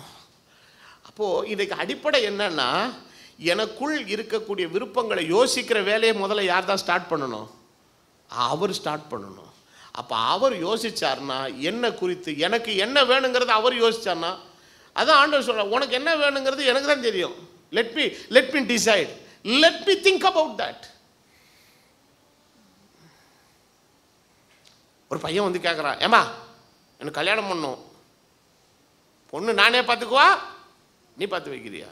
இல்லைப்பா, let us decide. நாங்கள் தீர்மானிக்கிறோம், நீ கொஞ்சம் வெயிட், எங்களுக்கு என்ன கொடு, டைம் கொடு. அதுக்காக பெற்றோரே யோசிக்க முடியாதுங்க. யோசிக்கிறதற்கான விருப்பத்தை ஆண்டவர் அவர்களுக்குள்ள வைத்து அவர் யோசிக்கணும் அந்த காரியத்தை. ஆக இந்த காரியத்தை யோசிக்கிறதற்கான தீர்மானம் திருமணம் பண்ணி கொள்ள போகிற உங்க கையில் இருக்குதா இல்ல பண்ணி வைக்க போற பெற்றோர் கையில் இருக்குதாங்கிறதே பெரிய பிரச்சனை இல்லை. எல்லாரும் யோசிக்கலாம். ஆனா யோசிக்க வேண்டிய வேலையினுடைய மூல காரியம் யாராதான் இருக்கணும்? அவரா இருக்கணும். அப்போ அவர் நமக்காக ஒரு காரியத்தை டிசைட் பண்ண யோசித்தார்னா எப்படி யோசிப்பார்னு நினைக்கிறீங்க? கரெக்டானது இருக்கும், சரியானது இருக்கும், தப்பே இருக்காது, பிசிரே இருக்காது. அப்போ இன்றைக்கு அவருடைய யோசனையினாலே உண்டாகிற விருப்பங்களாக இன்றைக்கு நம்முடைய எண்ணங்கள் மாறிவிட்டால் நிச்சயமாய் நம்முடைய விருப்பங்கள் அவரால் கிடைக்கும். அப்போ நான் யோசிக்கிறது நானா சுயமா யோசித்தனா, இல்லை வேற ஏதோ ஒன்று என்னை யோசிக்க வச்சுச்சா, இல்லை ஆண்டவர் எனக்குள்ளேருந்து யோசிக்கிறாரா அப்படிங்கிறது. அப்போது வேதத்தில் ஒரு வசனம் உண்டு, அவர் நம்முடைய ஆவி ஆத்மா சரீரம் முழுவதையும் பரிசுத்தமாக்குவாராக. என்ன மொத்த இடத்தையுமே அவர் ஆக்கிரமிப்பு பண்ணிக்கிறார், அவர் டேக் ஓவர் எடுத்துக்கிறார். அப்போது நம்மளுடைய தாட் ப்ராசஸ்ஸு, நம்மளுடைய திங்கிங்கே எப்படி மாறிடுதுங்க? டோட்டலாக மாறிடுது. அதான் பக்தன் எழுதுகிறான், கிறிஸ்து இயேசுவில் இருந்த சிந்தையே உங்களிலே என்ன செய்ய கடவுது? இருக்க கடவுது. அப்போ இயேசுவானவர் இந்த பூமியில் வந்தபோது பரிசுத்த ஆவியினால் நிரப்பப்பட்டவராய் வந்தார். அவர் சொல்லுகிறார், கர்த்தருடைய ஆவியானவர் என் மேல் என்ன செய்கிறார்? இருக்கிறார். அப்போ அவர் கெத்செமனே தோட்டத்தில் ஜெபம் பண்ணும்போது ஜெபம் பண்ணது அவரா, உள்ள இருக்கிற ஆவியானவர் ஜெபம் பண்றாரா? அப்போ மாம்சம் என்ன சொல்லுதுன்னா, இதில் பங்கு பெறுவது எனக்கு விருப்பம் இல்லைதான், ஆனாலும் என்னுடைய சித்தத்தின்படி அல்ல உம்முடைய சித்தத்தின்படி ஆக கடவுது. அப்போது அந்த பாத்திரத்தில் பங்கு பெறுகிறதற்கான ஒரு ஏற்றுக்கொள்ளுதலை, அக்செப்டன்ஸை உண்டாக்குகிற அந்த எண்ணம் அவருக்குள்ளே என்ன செய்தது இருந்தது.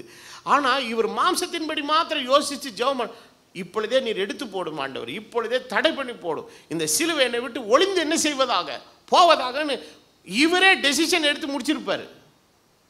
ஆனால் டிசைடிங் அத்தாரிட்டி யாராக இருக்கிறா? ஆண்டவர் இருக்கிறார். அப்போ அவர் கையில் அவர் காரியத்தை கொடுத்துட்றாரு. லெட் யூ டிசைட், நீர் சித்த வச்சா இதில் நான் பானம் பண்ணுறேன், இல்லைன்னா இதை விட்டு என்ன செய்யணும் எடுத்துரும்.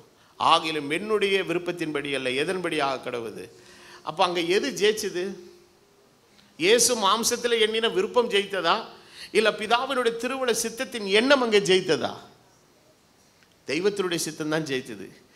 அப்போது இன்றைக்கு முதல்ல நம்ம ஆண்டவர்கிட்ட கேட்க வேண்டியது என்னன்னா, ஆண்டவரே முதல்ல என் எண்ணங்களை நீர் கண்ட்ரோல் எடுன்னு கேட்கணும்.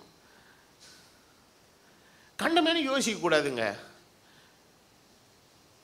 உலகத்தில் இருக்கிற மக்கள் சில விஷயங்களை வித்தியாசமாக சொல்கிறாங்க. நீ கனவு காணு, நீ பயங்கரமாக யோசி, அதை பண்ணு இதை பண்ணுலாம் சொல்கிறாங்க. அதெல்லாம் வேதத்துக்கு அது என்னவே செய்யாதுங்க, கரெக்டாக ஒத்தே வராது. ஏன்னா கர்த்தருடைய வேதம் அது வேற லெவலில் பேசுகிற ஒரு வேதம், அது உன்னதத்துக்கான வேதம். இது உன்னதமான தெய்வத்தினுடைய வார்த்தைகள். என்றைக்குமே மனுஷருடைய வார்த்தைகளுக்கு அது என்னவே செய்யாது, ஒத்தே போவாது. அன்றைக்கி ஒரு பிரதர் என்கிட்ட சொல்கிறாரு, திருக்குறள் கூட பார்த்தீங்கன்னா பிரதர் பைபிளை பேஸ் பண்ணி தான் எழுதியிருக்கிறேன். நான் சொன்னேன் ஐ டோட்டலி டிஸ்அக்ரி வித் தட்ன்னு. அந்த ஆள் ஷாக் ஆகிட்டான். இதை முற்றிலுமாய் நான் மறுக்கிறேன். என்ன பிரதர் இப்படி சொல்கிறீங்க? அதில் நல்ல கருத்துக்கள், நல்ல கருத்து இருக்குது தான், ஆனால் பைபிளை பேஸ் பண்ணல அதெல்லாம் ஒன்றும் எழுதலை. அதுக்கு அந்த ஆளுக்கு நான் ஒரு திருக்குறள் சொல்ல வேண்டியது இருந்தது. அந்த திருக்குறளுடைய அர்த்தம் என்னன்னா, தெய்வத்தினால் ஆகாதது கூட எதனால ஆகும்? உன்னுடைய முயற்சினால ஆகும்னு எழுதிக்குது. எங்குக்குது பைபிளில்? இதுக்கு இது மனுஷரால் இது கூடாது, ஆனால் தேவனால் எல்லாம் கூடும். இங்கே இந்த ஒத்த குரல்ல அடி வாங்கிச்சா? இதை போய் திருவள்ளுவர்கிட்ட சொன்னீங்க, திருவள்ளுவர் மூஞ்சி எங்கே வச்சுன்னு போவார்? அதில் நல்ல கருத்து இருக்குது, நான் அதை டிஸ்அக்ரி பண்ணல. பாடத்துக்காக படிக்கணும்னா படிச்சுக்கோங்க, அதெல்லாம் பிரச்சனை இல்லை. ஆனால் பைபிள்லேருந்து தான் வந்ததுன்ற பில்டப்லாம் அங்கே பேசக்கூடாது. அதெல்லாம் அதுக்கும் பைபிளுக்கு என்னவே கிடையாது. தெய்வத்தினால் ஆகாதது கூட நீ முயற்சி எடுத்தனா என்ன செஞ்சிருமா? ஆகிடுமா? எப்படி ஆகும்? பலத்தினாலும் அல்ல எத்தனை வசனம் கொடுக்கலாம் தெரியுமா அந்த ஒத்த குரலை நாக் அவுட் பண்ணுறதுக்கு? பராக்கிரமத்தினாலும் அல்ல என் ஆவினாலே ஆகும். நீங்கள் சும்மா இருப்பீர்கள், கர்த்தர் உங்களுக்காக என்ன பண்ணுவார்? யுத்தம் பண்ணுவார். குதிரை யுத்த நாளுக்கு ஆயத்தமாக்கப்படும், ஜெயமோ கர்த்தரால் வரும். மனுஷனை நம்புகிறதை பார்க்கிலும் கர்த்தர் பேரில் பற்றுதலாக இருக்கிறதே நலம். இது மனுஷரால் இது கூடாது, ஆனால் தேவனாலே. இந்த ஒத்த குரலை நாக் அவுட் பண்ணுறதுக்கு ஏகப்பட்ட வசனம் இருக்குது. அது எப்படி ரெண்டும் ஒன்றா ஆகும்? இந்த பைபிளை நீங்கள் எதோடய ஒப்பிட முடியாதுங்க. இதை எழுதினவர் பரிசுத்த ஆவியானவர். அவன் மனுஷனுடைய சிந்தைகள் ஒரு லெவலில் தான் இருக்கும்.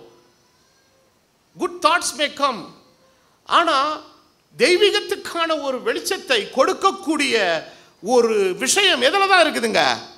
பைபிளில் தான் இருக்குது. ஹல்லேலூயா. அப்போ வேதவசனம் என்ன அழகா சொல்லுது பாருங்க.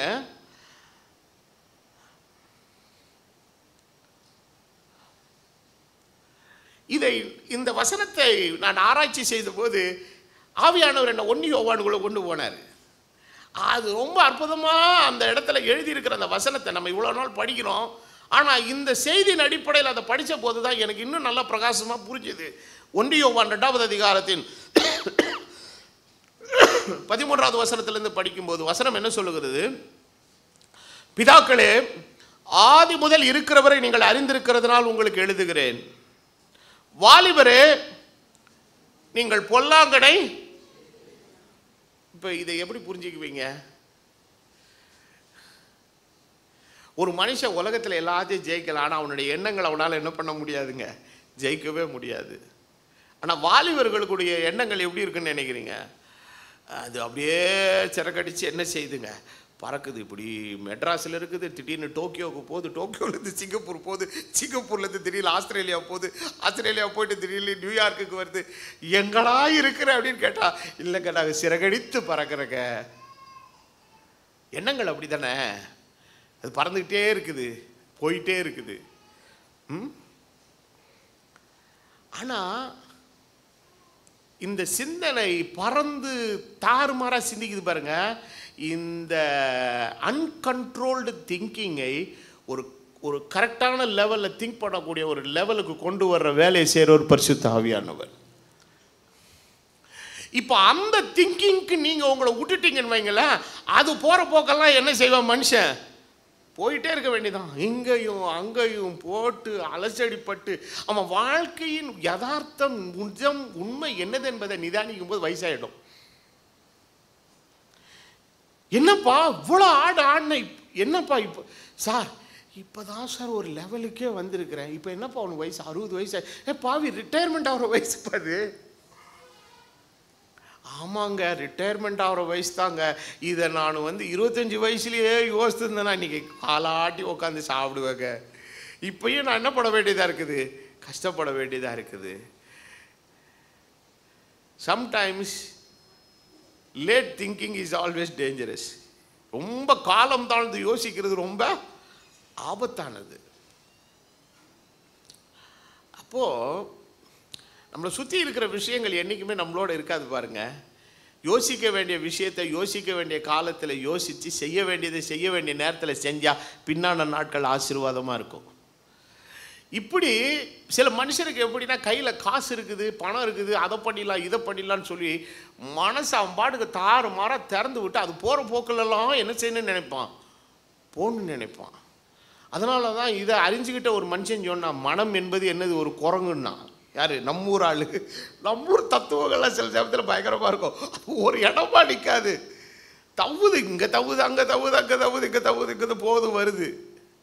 அப்போது இன்னைக்கு மனிதன் தன்னுடைய இருப்பத்தின்படி போனான்னா அடிபட்டு அலசடிப்பட்டு ஒன்றும் இல்லாமல் போயிடுவான். ஆனால் கர்த்தர் நம்மளை அழைச்சது எதுக்காகனா ஒரு இடத்துல நின்று கர்த்தருக்குள் வாழும்படி அழைத்திருக்கிறார். அப்போ ஆபிரகாமை கர்த்தர் அழைத்த போது போகிற போக்கிலெல்லாம் போகிறதுக்கு கர்த்தர் அவனை அழைக்கல. ஆண்டவர் சொன்னார், நீ எனக்கு முன்பதாக நடந்து கொண்டு எப்படி இரு, உத்தமனாயிரு. அவர் அழைத்த அந்த அழைப்புக்கு தன்னை முழுசுமாக உட்படுத்தி ஆண்டவருடைய கரத்தில் தன் வாழ்க்கையை ஒப்பு கொடுத்துட்டான் பாருங்க. இதில் போய்கிட்டே இருக்கும்போது கூட இருந்த ஒருத்தர் இருக்கிறான் பாருங்க. யாரு? லோத்துக்கு புத்தி மாறிடுச்சு. எத்தனை நாளைக்கு இந்த கிழமை முன்னாடியே போகிறது? என்ன போனதை வச்சு அவனுக்கு கொஞ்சம் செட்டில்மெண்ட் ஆகிடுச்சு, நல்லா வர வேண்டியதெல்லாம் வந்துருச்சு, நல்லா அவனுக்கும் ஈக்குவலாக. யாருக்கு ஈக்குவலா? ஆபிரகாமுக்கு ஈக்குவலாக வேலைக்காரர்கள், ஆடு மாடு எல்லாம் வந்த உடனே கொழுப்பு ஏறி போச்சு. யாருக்கு? லோத்துக்கு. எதுக்கு இந்த கிழமை முன்னாடியே போகணும்? நம்ம தனியாக அப்படி ஏதாவது பண்ணலாமேன்னு சொல்லி யோசிச்சுட்டு ஒரு மாதிரி இருக்கும்போது ஆபிரகாமே கூப்பிட்ற, என்னப்பா ஒரு மாதிரி இருக்கிற, உனக்கு என்ன தனியாக போகணுன்னு ஆசையாக இருக்குதா? தாராளமாக போப்பா. எங்கே போகணுன்னா, நீ கிழக்க போனால் நான் எங்கே போகிறேன்? மேற்க போகிறேன். ஏன்னா நான் போகிற இடத்த நம்பி ஆசீர்வாதம் இல்லை, கர்த்தரை நம்பி நான் ஆசீர்வதிக்கப்படுறவன். அதனால் நான் எங்கே போனாலும் பழச்சிக்குவேன். ஆனால் ஓன் நிலைமை, ஓன் தாட் ப்ராசஸ் இப்போ எப்படி இருக்குன்னா, எங்கேயாவது ஒரு இடத்துல குந்துனா தான் நீ வளருவேன்னு நீ நினைக்கிற. உனக்கு எங்கே குந்தணும்னு ஆசை இருக்குதோ குந்திக்கோ. நீ கிழக்க குந்தினா நான் மேற்க போகிறேன், நீ மேற்க குந்தினா நான் கிழக்க போகிறேன், நீ வடக்க போனால் நான் தெற்க போகிறேன், நீ தெற்க போனால் மேற்க போகிறேன். You choose what you want. அப்படியே கண்ணெடுத்து பார்க்குறான். பின்னாடி ஒரு 7:30 ஒன்று காத்திருக்குது. அந்த இடமா பார்த்து சூஸ் பண்ணாம பாருங்க. ஆனால் இந்த படுபாவிக்கு பிரச்சனை வரும்போது யார் தான் ஓடியாரா? ஆமாம், அவன் பாட்டுக்கு போய் நான் பெரிய ஆள் ஆயிடுவேனாக்கும், நான் பெரிய ஆள் ஆயிடுவேன். ஏன்னா பின்னாடி யாரோ ஒன்று இன்ஃப்ளூயன்ஸ் பண்ணி விட்டுருக்கு. லோத்து ஃபேமிலி சும்மா இருந்திருக்காது. எத்தனை நாளைக்கு அந்த கடவுள் முன்னாடியே சுற்றிக்கிட்டு இருப்பேன். நமக்குன்னு ஒரு வீடு வேணாமா, நமக்குன்னு ஒரு வாசல் வேணாமா, நமக்குன்னு ஒரு எதிர்காலம் இல்லையா, நாம் வாழ வேணாமா, நாம் பெரிய ஆளாகவும் வேணாமா? லோத்து யோசித்து பார்த்தான், இதுவும் கரெக்டாக தான் இருக்குது. என்றைக்குமே நம்ம வைஃப் சொன்னால் கரெக்டாக தான் இருக்குது, தேவ வாக்கு இல்லை அப்படின்னு ஒரு மாதிரி யோசிச்சுட்டு வந்துட்டான். திடீர்னு ஒரு நாள் ஏதோமின் புத்திரர் எல்லாத்தையும் என்ன பண்ணிட்டு போயிட்டான்? கொள்ளையாடிட்டு போயிட்டான். ஆனால் லோத்தை கொள்ளையிட்ட ஏதோமினாலே யாரிடத்துல வர முடியல? ஆபிரகாமின் இடத்துல வர முடியல. காரணம், அவர் சொன்னார், நான் உனக்கு மகா பெரிய அரணும் கேடகமாயிருக்கிறேன், உனக்கு மகா பெரிய பலனுமாயிருக்கிறேன். இப்ப போனதுக்கப்புறம் ஆபிரகாம் கிட்ட மேட்ரு வருது. அவன் சொல்றான், ஐயோ என்னை விட்டு போனாம்ல, நல்ல வேணும்டா அப்படின்னு அவன் குளிர்காயில அவன் தான் போய் சண்டை போட்டு என்ன பண்ணிட்டு வரான், எல்லாத்தையும் மீட்டு கொண்டு வர்றான். ஆனால் அதே ஆள் இவங்கிட்ட வந்து டீல் பேசுகிறான். நீ இதெல்லாம் எடுத்துக்கோ, ஆளெல்லாம் என்கிட்ட என்ன செஞ்சிரு, கொடுத்துட்டு டீல் பேசி பார்க்குறான். அவன் சொல்கிறான், அதை உன்னாலே நான் சீமான் ஆனேன் என்று சொல்லாதபடிக்கு உங்ககிட்ட இருந்து ஒரு சாட்டையாகிலும் வாரையாகிலும் நான் என்ன செய்ய மாட்டேன்டா, தொடமாட்டேன் என்று உன்னதமான தெய்வத்துக்கு நேராய் தன் கரங்களை உயர்த்தினான். காரணம், அவனுடைய எண்ணங்கள் கர்த்தருடைய எண்ணங்களுக்கு உட்பட்டதாக இருந்தது. அருமையான கர்த்தருடைய பிள்ளைகளே, கர்த்தர் உங்களுக்கு ஒரு பிரகாசமான வாழ்க்கையை வச்சிருக்கிறாருங்கிறது நீங்கள் எத்தனை பேர் விசுவாசிக்கிறீங்க? முதல்ல அதனால தான் வேதத்தில் ஒரு பக்தர் எழுதும்போது சொல்கிறார், கர்த்தர் அவர்களுக்கு ஏற்படுத்தி வைத்திருக்கிறவைகளை கண் காணவும் இல்லை, காது. எனக்கு இந்த வசனத்தை நான் நிறைய தடவை படிச்சிருக்கிறேன். ஆனால் அது மறுபடியும் படிக்கும்போது தான் எனக்கு புரிஞ்சுது, தேவன் ஆயத்தம் பண்ணி இருக்கிறவைகளை காணதான் முடியும், கேட்க எப்படி முடியும்? அப்போ அதனுடைய அர்த்தம் என்னன்னா, தேவன் அவரவர்களுக்கு என்று ஆயத்தம் பண்ணி வச்சிருக்கிறவைகளை காண மாத்திரமல்ல, முதல்ல காண்றதுக்கு முன்னால் என்ன செய்ய வைக்கிறாரு, கேட்க வைக்கிறார். கேட்கிறவனுக்கு தான் காண முடியும். இன்னும் தெளிவாய் சொல்ல, நான் கேட்டவன் காண்பான், காண்கிறவன் நிச்சயம் கேட்டிருக்கிறான். என் ஆடுகளின் சத்தத்துக்கு என்ன கொடுக்கிறது, செவி கொடுக்கிறது. If you sharpen and your ears to the voice of God, surely you will see the greatness of God in your life. தேவனுடைய சத்தத்துக்கு, அதனால தான் நான் அடிக்கடி சொல்லுவேன், சபை குடி வரதுல விட்டுறாத, தேவன் கொடுக்கிற செய்தியை நீ விட்டுறாத. ஏனென்றால் ஒவ்வொரு ஞாயிற்றுக்கிழமை நீங்கள் எங்கே வேணால் இது எவ்வளோ ஊரில் ஆராதனை நடக்குது, ஆண்டவர் எவ்வளோ ஊழியக்காரர்கள் இருக்கிறாங்க, மேய்ப்பர் இருக்கிறாங்கன்னா, எல்லா மேய்ப்பனும் எல்லா சபைக்கும் பிரசங்கம் பண்ண முடியாது. இந்த காலவேளையில் உங்களுக்கு நான் பிரசங்கிக்கிற இந்த செய்தியை ஒருவேளை நான் யூடியூப்பில் பப்ளிஷ் பண்ணாலும் யாரோ ஒருத்தர் கேட்டால், யாரோ ஏதோ எல்லாருக்குமே அந்த சத்தியத்தினுடைய அந்த நிலை பிரயோஜனமாக இருக்கும். அதில் மாறுபட்ட கருத்தும் இல்லை. ஆனால் இன்றைக்கு காலையில் கர்த்தர் ஏன் இந்த வார்த்தை உங்களுக்கு கொடுக்குறாருன்னா, it is something personally connected with you. தனிப்பட்ட விதத்தில் இந்த செய்தி உங்களோடும் உங்கள் வாழ்க்கையோடும் நீங்கள் கடந்து போகிற பிரச்சனைகளோடும் சவால்களோடும் எதிர்பார்ப்புகளோடும் தேவைகளோடும் சம்பந்தப்பட்டது. அதுக்காக தான் கர்த்தர் என்ன கொண்டு வந்து பேச வைக்கிறார். இல்லைன்னா தான் யாராவது ஒரு நல்ல பிரசங்கியார டேர்ம் போட்டு எல்லாம் அவருக்கு நல்ல பெரிய நெட்வொர்க் மாதிரி, இன்னைக்கு எவ்வளோ வசதிகள் தொழில்நுட்பம்லாம் வந்துச்சு, அவர் ஒருத்தரே பேசிட்டு எல்லாரும் உட்காந்து கேட்டு போகலான்னு கேட்டு போயிடலாமே. ஏன் கர்த்தர் அந்தந்த சபைகளுக்கு ஐக்கியங்களை உண்டாக்கி 5 வித ஊழியங்களை ஏற்படுத்தி மேய்ப்பர்களை வச்சு எதுக்காக ஆண்டவர் கொடுக்குறாருன்னா, அப்போ நான் ஜெபம் பண்ணும்போது நான் அடிக்கடி நான் தான் சொல்கிறது உண்டு, நீங்கள் ஏன் பாஸ்டர் லைவ் எல்லாம் போடுறது இல்லை? நான் லைவ்லாம் போட முடியாதுங்க. காரணம், நான் பிரசங்கிக்கிற பிரசங்கம் மற்றவர்களுக்கு போய் சேர்றதுக்கு முன்னாடி அது முதல்ல யாருக்கு தான், என்னுடைய மந்தையின் ஆடுகளுக்கு தான். அதை மைண்டில் வச்சுட்டு தான் நான் பிரசங்கம் பண்ணணும். வெளியில் இருக்கிறவங்களாம் கேட்குறாங்க, வெளியில் இருக்கிற அது அடுத்தது. நான் சொல்கிறது புரியுதா புரியலையா? அப்போ தேவன் தமக்கு அனுப்புகிற அந்த வார்த்தை உங்கள் வாழ்க்கையோடு உங்கள் பிரச்சனையோடு சம்பந்தப்பட்டது. அப்போ ஆண்டவர் உங்களுக்கு அந்த நாளில் ஆசீர்வாதத்தை தர்றதுக்கு முன்னால அதை எப்படி வச்சிருக்கிறாருங்கிறத எதில் அனுப்புறாரு? வசனத்தில் அனுப்புறார், செய்தியில் அனுப்புறார். செய்தியை கேட்டுட்டு போனா ஆன்சர் அந்த வாரமே கிடைக்கும். இவன் செய்தி கேட்க வீட்டில் உட்காந்து சொரிஞ்சிட்டு உட்காந்துருந்தா எப்படி கிடைக்கும்? டைரக்ஷனை மிஸ் பண்ணிட்ட ராஜா, பொருள் எப்படி கிடைக்கும்? தேவன் ஆயத்தம் பண்ணினவைகளை முதல்ல என்ன செய்யணுங்க? காது கேட்டாதான் அடுத்து எது காணும்? கண் காணும். அப்போ இயேசுவாகிய நல்ல ஈவை இந்த உலகத்திலே யார் கண்டார்களானால், காண்டவர்கள் எல்லாரும் முதலாவது தங்கள் காதுகளால் கேட்டவர்கள், அவருடைய வார்த்தைகளை கேட்டவர்கள் எல்லாரும் ஒரு நாளில் அவரை என்ன செய்தார்கள்? கண்டார்கள். ஸோ இந்த நாளில் வேதவசனம் என்ன சொல்லுகிறதுனா, ஆதி முதல் இருக்கிறவரை நீங்கள் அறிந்திருக்கிறதுனால் உங்களுக்கு எழுதுகிறேன், வாலிபரை நீங்கள் பொல்லாங்கனை என்ன பண்ணினதுனாலே. அப்போ பொல்லாங்கன் எப்போ உள்ள உட்காந்துட்டு என்ன பண்றான்? தன்னுடைய விருப்பத்தையும் தன்னுடைய நோக்கத்தையும் செய்ய நம்மளை என்ன பண்ணிக்கிட்டே இருக்கிறான்? தூண்டிக்கிட்டே இருக்கான். அதை அங்கே போடு, இதை இங்கே போடு. காரணம் அவன் நம்மளை காலி பண்ணுறதா யாருடைய வேலை? ஆண்டவர் நல்ல ஒரு ஆலோசனை கொடுப்பாரு. கையில் ஒரு 10 லட்சம் ரூபா வச்சிருக்கிற இந்த பேங்க்கில் 8.5 ரூபா வட்டி கொடுக்குறாங்களாம். அதை கொண்டு போய் நல்லபடியாக ஃபிக்ஸரில் போடு. ஒரு 5 வருஷம் கழித்து உனக்கு நல்ல வட்டியாக வரும். ஆண்டவர் உனக்கு ஏதோ ஒரு பாதையை காட்டுறாரு. யாரோ ஒருத்தர் தெய்வாதீனமாக அது ஆண்டவர் யாரோ ஒருத்தர் அன்றைக்கி 7:30 ஃபோன் பண்ணுவான் 10 மணிக்கு. சார் அங்கே ஒரு ஃபினான்ஸ் கம்பெனி தான் சார், போட்டிங்கன்னா சார் 5-10 ஆகுமா, 10-20 ஆகுமா, 20-100 ஆகுமா, கொண்டு போய் போட்டு வந்த உடனே ஒரு 2 மாதத்தில் ட்ராங்.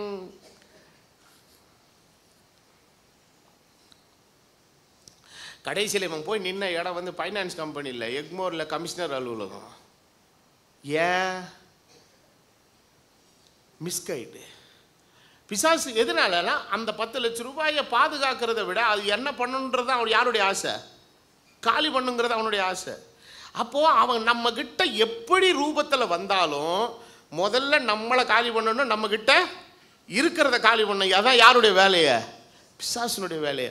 அப்போது நம்மக்கிட்ட பேசுறது அவரா கர்த்தரா கர்த்தவரான்றது தெரியணும். ரெண்டுமே காலாக தான் ஸ்டார்ட் ஆகுது. கர்த்தரா கர்த்தவரா. கர்த்தவர் பேசும்போது கூட எப்படி தான் பேசுவார்? கர்த்தர் மாதிரி தான் பேசுவான். தேவன் சொன்னது உண்டோ, இதை சாப்பிடும் நாளிலே நீங்கள் எப்படி ஆவீர்கள்? தேவர்களைப் போல ஆவீர்கள். 10 நிமிஷத்திலே, ஒரே வாரத்திலே உங்களுக்கு வாழ்க்கை அப்படியே மாறிவிடும், மறுமலர்ச்சி ஆகிவிடும். நீங்கள் அப்படியே உயர்ந்து விடுவீர்கள், மேலே போய் விடுவீர்கள், உச்சத்தை தொட்டு விடுவீர்கள். எங்கடி தொட? தரைய தொடர்ந்து வழி இல்லைங்க. ஸோ நல்லா புரிஞ்சுக்கோங்க ஐயா, எந்த ஒரு தவறான ஆலோசனை யார் மூலமாக வந்தாலும் அதுக்கான இன்ஃப்ளூயன்ஸை நமக்குள்ளே ஏற்படுத்தி செய்ய வைக்கிறதுனுடைய நோக்கம் என்னென்னா, எதை காலி பண்ணணும்? நம்மளையும் காலி பண்ணி நம்ம வச்சுருக்கிற 10 பைசாவும் என்ன பண்ணணுங்க? கடைசியில் சொல்ல தோத்துட்டேன் பாஸ்டர், எனக்காக ஜெபம் பண்ணுங்கள். அடுத்த நாள் ஃபாஸ்ட் இதில் கொடுக்குறாரு. என்ன கொடுக்குறாரு? Prayer request. நான் ஒரு கம்பெனியில் முதலீடு செய்திருந்தேன், 10 லட்சம் ரூபாய் போய்விட்டது. நாங்கள் முதலீட்டாளர்களாக நாங்கள் எல்லாரும் கமிஷனர் அலுவலகத்தில் சென்று நாங்கள் எல்லாரும் மனு கொடுத்து விட்டு வந்திருக்கிறோம். கமிஷனர் அவர்கள் நடவடிக்கை எடுக்கிறேன் என்று சொல்லியிருக்கிறார். இதுக்கு ஜெபம் பண்ணோம். போடுறதுக்கு முன்னாடி நீ ஜெபம் பண்ணியிருக்கண்ட. அப்போ ஜெபம் பண்ணியிருக்கும்போது ஆண்டவரே சில காரியங்கள் என்ன பண்ணுவார்? தடுத்து விட்டுருவார். வேணாம், இதில் போனன்னா நீ சிக்கிக்குவே, நீ மாட்டிக்குவேன், நீயும் காலி, நீ கஷ்டப்பட்டு சம்பாரிச்சதும் காலி. சில நேரத்தில் ஆண்டவர் சிலர் நல்லா கைட் பண்ணுவார், புசுக்குன்னு போய் அதில் தான் தலையோடும். அப்புறம் பண்ணிட்டு கடிக்குது ஆண்டவரே, வலிக்குது ஆண்டவரே, துடிக்குது ஆண்டவரே, என்ன யார் என்ன பண்ண முடியும்? கொஞ்சம் யோசித்து பாருங்க.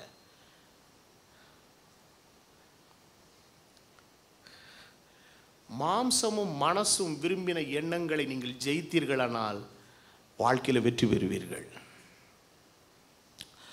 காரணம், மனதும் மாம்சமும் விரும்புகிற காரியங்களை உருவாக்குகிறவன் பிசாசு. ஆனால் தேவன் உனக்குள் ஒரு காரியத்தை விரும்புவாரானால் அவர் சரியானபடி நடத்துகிறவர். அப்போ அந்த விருப்பத்துக்கு ஒரு மனுஷன் ஒப்பு கொடுக்கும் போது நல்லா புரிஞ்சுக்கோங்க. கருத்தவர் பேசிட்டு போயிட்டாரு, செய்யணும்னு வேகமாக போறீங்க. அதே நேரத்தில் கர்த்தரும் பேசிட்டாரு, அதை செய்யணும்னு போறீங்க. ரெண்டுக்கு எப்படி டிஃபரன்சியேஷன் கண்டுபிடிப்பீங்க?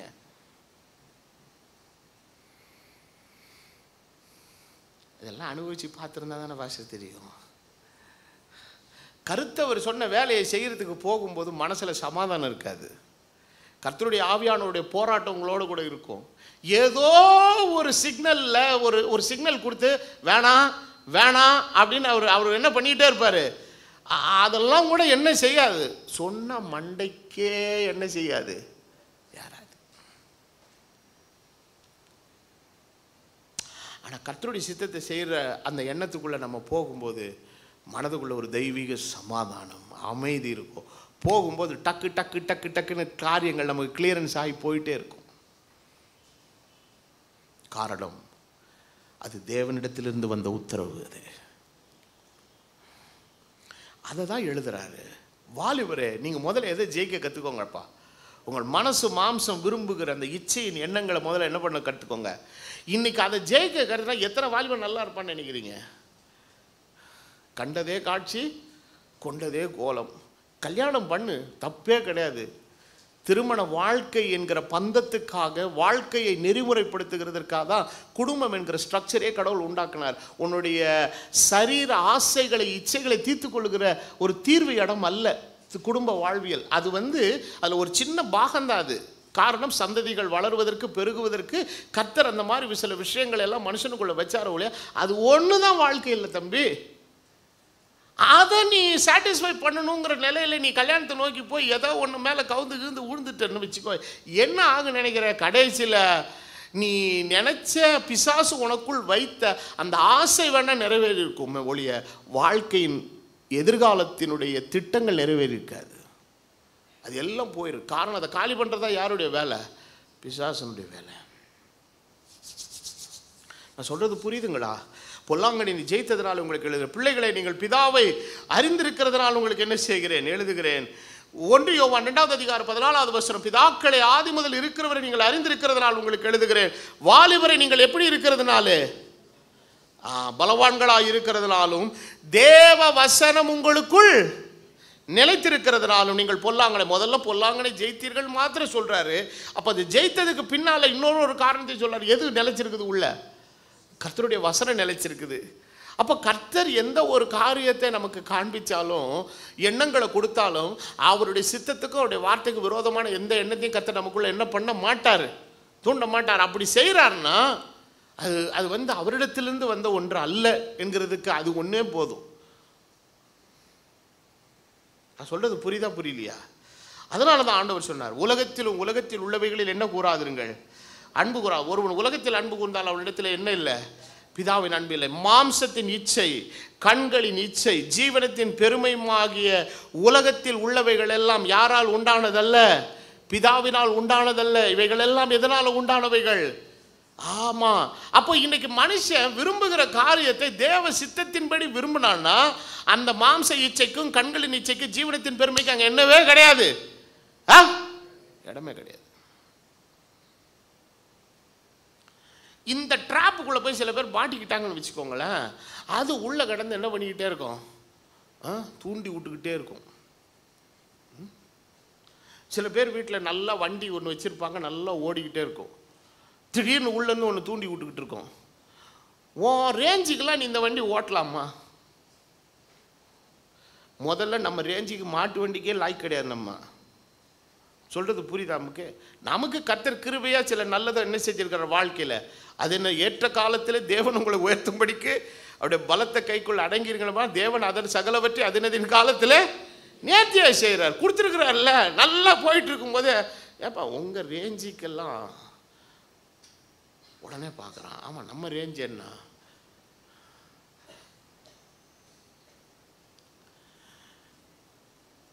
நம்ம ரேஞ்சை பற்றி யோசிக்க நம்மக்கிட்ட என்ன இருக்குது? என்ன யாட் ஸ்டிக் வச்சுருக்கோம்? ஒன்றுமே கிடையாதுங்க.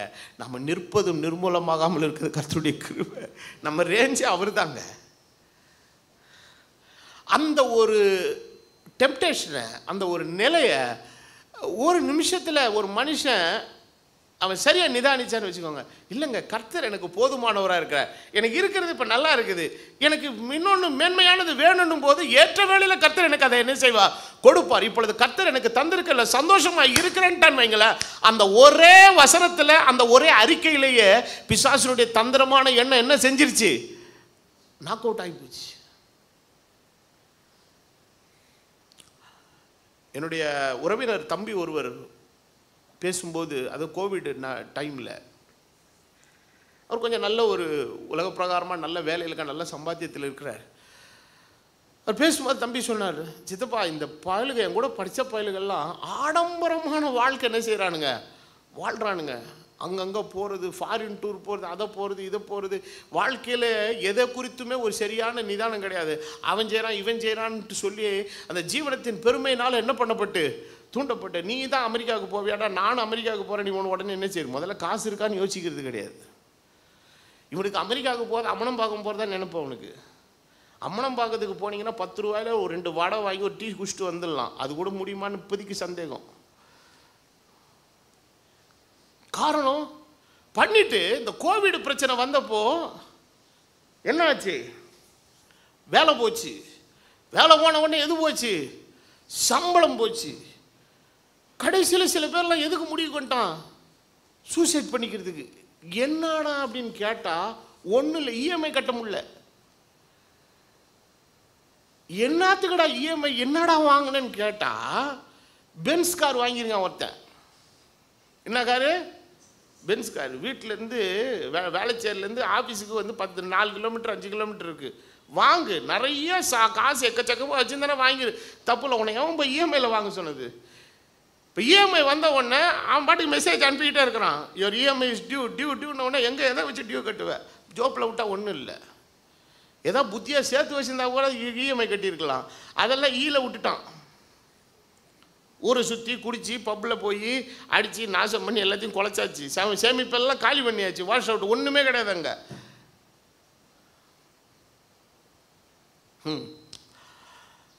இதெல்லாம் என்னன்னு, இதுதான் யாருடைய வேலை? அப்போ கடைசியில் அந்த ஆசையை தூண்டி வண்டியை வாங்க வச்சு எல்லாத்தையும் பண்ண வச்சு, இதே பென்ஸ் காரை வாங்கினவன் ஒரு டிசையர் காரை வாங்கியிருந்தானா, இல்லை ஏதாவது ஒரு காரை தன்னுடைய சக்திக்கு உட்பட்டு ஒன்று வாங்கியிருந்தானா இவ்வளோ டியூவே வந்திருக்காது, முடிஞ்சிருக்கும் எல்லாமே. இன்றைக்கி கோவிட் இல்லைன்னா கூட ஒரு 200 ரூபாய்க்கு பெட்ரோலை போட்டு எங்கேயா மெதுவாக என்ன செய்யலாம்? வண்டியை ஓட்டிட்டு போகலாம். ஏன் இந்த நிலைமைக்கு காரணம்? பிசாசனுடைய டார்கெட்டு ஃபைனலாக நம்மளை காலி பண்ணணுங்கிறது தான். அப்போது அப்படியே உண்மையாகவே அவன் வந்து தற்கொலை பண்ணி செத்து போயிருந்தான்னு, இந்த தற்கொலைக்கு காரணம் என்ன அப்படின்னு ஒரு கேள்வியை நீங்கள் எழுப்புனீங்கன்னா, மெர்சிடிஸ் பென்ஸினுடைய இஎம்ஐ கட்ட முடியாமல் தற்கொலை. பென்ஸ் கார் உன்னை யார் வாங்க சொன்னது? இஎம்ஐ கட்ட முடியாமல் உன்னை எவன் அவஸ்தைப்பட சொன்னது? உன் சக்திக்கு மிஞ்சின காரியங்கள் உன்னை யார் தலையிட சொன்னது? இதனால கடைசியில் எது போச்சு? ஜீவன் போச்சு. காரணம் பிசாசனுடைய வேலையை he has come to destroy us. நான் வாலிப பிள்ளைகளுக்கு அடிக்கடி சொல்லும்போது நான் சொல்லுவேன், if you don't know how to control your spendings, you will destroy your life. கையில் கிரெடிட் கார்டு இருக்குதுன்னு போய் அங்கங்கே இழுத்துனே இருக்கக்கூடாது. நான் கூட தான் வச்சு விஷயங்கள் பாருங்க. இதில் ஒரு மனுஷன் அன்கண்ட்ரோல்டாக மாறும்போது பிசாசு என்ன பண்ணிகிட்டே இருக்குது? தூண்டி விட்டுகிட்டே இருக்குது. 2 மாதத்துக்கு முன்னாடி ஒருத்தன் ஃபோன் வாங்கி வச்சிருக்கிறான். அவன் கடைக்குள்ளே நோழும் போது, உங்கள் ஃபோனை மாற்றி விட்டீர்களா? அவன் இன்னும் எழுதி போடாத பொண்டாட்டியையும் புருஷனையும் மாற்றி விட்டீர்களா? ஒன்று தான். அப்போ அந்த வாலிப பிள்ளைகளுக்கு என்ன வருது? ஃபோனை மாற்றி விட்டீர்களா, ஃபோனை மாற்றி விட்டீர்களா? அந்த வசனம் பேசிக்கிட்டே இருக்க அவங்க கூட. ஆனால் இயேசு கிறிஸ்து சொல்ல, நான் நேற்று மீண்டும் என்றும் மாறாதவர், நேற்று மீண்டும் என்றும் மாறாதவர். மாற்றாத, இப்போ தான் நான் உனக்கு கொடுத்துருக்குறேன். தேவையில்லாமல் மாற்றிட்டு போய் குழியில் உழாதன்னு பேசிக்கிட்டே இருக்கான். கேட்க மாட்டானே. மாற்றி விட்டீர்களா, மாற்றி விட்டீர்களா? இவைகள் கண்ணிகள் சிக்க வைத்து நம்மளை காலி பண்ணிடும். ஆனால் தேவன் தருகிற ஆசைகள், அவருடைய பிரசன்னம் நமக்குள்ளே இருக்கும்போது அது நம்மளோட பேசும். இருக்கிறது உனக்கு. அதனால தான் பக்தன் சொல்லுகிறான், இருக்கிறவைகள் என்ன என்று எண்ணுங்கள், போதும் என்று எண்ணுங்கள். நீங்கள் பணாசை இல்லாதவர்களா, உங்களுக்கு இருக்கிறவைகளை போதும் என்று எண்ணுங்கள். அப்போ தேவன் எல்லாவற்றிலையும் ஒரு சாட்டிஸ்ஃபைடு லைஃபுக்குள்ள கர்த்தர் நம்மளை என்ன செய்கிறார்? அப்போ வாழ்க்கையில் வெற்றியுள்ள வாழ்க்கை என்கிறது என்னன்றது கேட்டீங்கன்னா, நிறைய விஷயங்களை வச்சுக்கிட்டு பெருசாக வாழ்கிறோன்ற மாதிரி ஒரு பிலிம் காட்டுறாங்க பாருங்க. அது வந்து வாழ்க்கையே இல்லை. கடனே இல்லாமல் நான் நல்லபடியாக வாழ்கிறேன்னு இருக்குது பாருங்க, அதுதான் வெற்றியுள்ள ஒரு வாழ்க்கை. காரணம், நான் என்னை எதற்கு ஒப்பு கொடுத்துருக்கிறேன்? தேவனுடைய சித்தத்துக்கு. நான் நம்முடைய சபையிலே சில தம்பிமாருடைய வாழ்க்கையில் நான் ரொம்ப உன்னிப்பாக கவனித்தவன். They are very careful in their spendings. அவங்களுக்கு பொருளாதார சக்தி இல்லாமல்லாம் இல்லை, எல்லாம் இருக்குது. அவங்களால சில விஷயங்களை செய்ய முடியும். ஆனாலும் அவங்க தங்களுடைய தீர்மானங்களில் காரியங்களெல்லாம் கரெக்டாக இருக்கிறதால இந்த மாதிரி தேவையில்லாத ட்ராப்லெல்லாம் போய் அவங்க சிக்கிக்காமல் நல்லபடியாக ஸ்மூத்தாக போடுறாங்க. நான் அநேகருடைய வாழ்க்கையில் ரொம்ப நெருங்கி பழகிறதுனால சில நேரத்தில் கேட்குறது உண்டு, என்னப்பா இப்படிலாம் இருக்கிறீங்க, how you are managing your finance, எப்படி இருக்குது, கடன் இல்லாமல் இருக்கிறியா அப்படின்னு சில நேரங்களில் நான் விசாரிக்கும் போது அதெல்லாம் கொடுக்குறது. அவங்க எல்லாரும் சொல்கிற காரியம் ஆண்டவர் கிருபையில் நல்லா இருக்கிறேன்னா எனக்கு ஒரு பிரச்சனையும் இல்லை. அப்போ நம்ம ஆண்டவர் நமக்கு ஞானத்தை கொடுத்துருக்கிறார், அறிவை கொடுத்துருக்கிறார், புத்தியை கொடுத்துருக்கிறார். அப்போ இந்த மாதிரி சில விஷயங்களில் போய் நம்ம போய் சிக்கிட்டோன்னு வைங்களேன், அது நம்மளை கடைசியில் காலி பண்ணுற வரைக்கும் அது என்ன செய்யாதுங்க, விடாது. அந்த ஆசை என்ன பண்ணிகிட்டே இருக்கும், தூண்டி விட்டு கடைசியில் நம்முடைய பணத்தை இழக்க வைக்கும், சேவிங்ஸை இழக்க வைக்கும். கடைசியில் வீட்டையே ஒரு நாள் எவனோ ஒருத்தன் வந்து என்ன பண்ணிட்டு போகிறான், தூக்கிட்டு போகிறான். கர்த்தர் அழைத்த அழைப்பு இது இல்லை. அப்போ வேதவசனம் என்ன சொல்லுதுன்னா, யார் நிலைத்திருப்பாங்கிறதுக்கான தெளிவான விளக்கத்தை 1 யோவான் 2வது அதிகாரம் 16, 17 எல்லாரும் சேர்ந்து சத்தமாக படிங்க பார்க்கலாம். 1 யோவான் 2வது அதிகாரம் 16, 17. ஏனெனில் ஜாசத்தின் நிச்சயம், கண்களின் நிச்சயம், ஜீவனத்தின் பெருமையும் ஆகிய உலகத்தில் உள்ளவைகள் எல்லாம் பிதாவினால் உண்டானவைகள் அல்ல, அவைகளால் உலகத்தினால் உண்டானவைகள். உலகம் அதன் ஆசை என்ன செய்யும்? அப்போ உலகமும் ஒளிஞ்சிரும், அதனுடைய ஆசையும் ஒளிஞ்சிரும். அதில் போய் மாட்டினோன்னா நம்மளும் போயிடுவோம். ஆனால் அடுத்து என்ன சொல்கிறாரு, தேவனுடைய சித்தத்தின்படி செய்கிறவன். அப்போ நீங்கள் ஏன் எந்த காரியத்தையும் ஆண்டவரிடத்தில் கேட்கக்கூடாது? இதெல்லாம் போய் ஆண்டவர்கிட்ட கேட்கணுமா பிரதர் அப்படின்னு நினைக்கிறீங்க? இல்லை இல்லை, நீங்கள் கேட்கணும். கேளுங்கள் அப்பொழுது உங்களுக்கு கொடுக்கப்படும், தட்டுங்கள் அப்பொழுது உங்களுக்கு திறக்கப்படும், தேடுங்கள் அப்பொழுது என்ன செய்வீர்கள், கண்டடைவீர்கள். ஒரு சின்ன காரியத்தை, வேலையானாலும் சரி, படிப்பானாலும் சரி, எந்த விஷயமானாலும் சரி, சின்ன சின்ன காரியங்களை கூட நீங்கள் கர்த்தரிடத்தில் ஜெபித்து ஆண்டவர் அப்படி சித்தப்படி என்னை நடத்துன்னு கேட்டு பாருங்களேன், பெரிய காரியங்களை கர்த்தர் செய்வார். நம்ம அநேக நேரங்கள் நினைக்கிறேன், இதெல்லாம் போய் ஆண்டவர்கிட்ட கேட்கணுமா? இல்லை இல்லை இல்லை இல்லை, கேட்டு தான் போகணும். அதுதான் நம்முடைய வாழ்க்கை. ஒரு சின்ன துணி வாங்குறதுனா கூட ஆண்டவர்கிட்ட ஜெபம் பண்ணிட்டு போங்க. ஆண்டவரே நான் வாங்க போகிறேன், எனக்கு நல்லதாக வாங்கணும், எனக்கு பிடித்தமானதை வாங்கணும், சரியானதை வாங்கணும், நான் ஏமாந்துட்டு வரக்கூடாது ஆண்டவரும் ஜெபம் பண்ணிட்டு போங்கள. உங்களுக்கு என்ன கர்த்தர் சரியானதை அங்கே ஆயத்தம் பண்ணி வச்சிருப்பார்.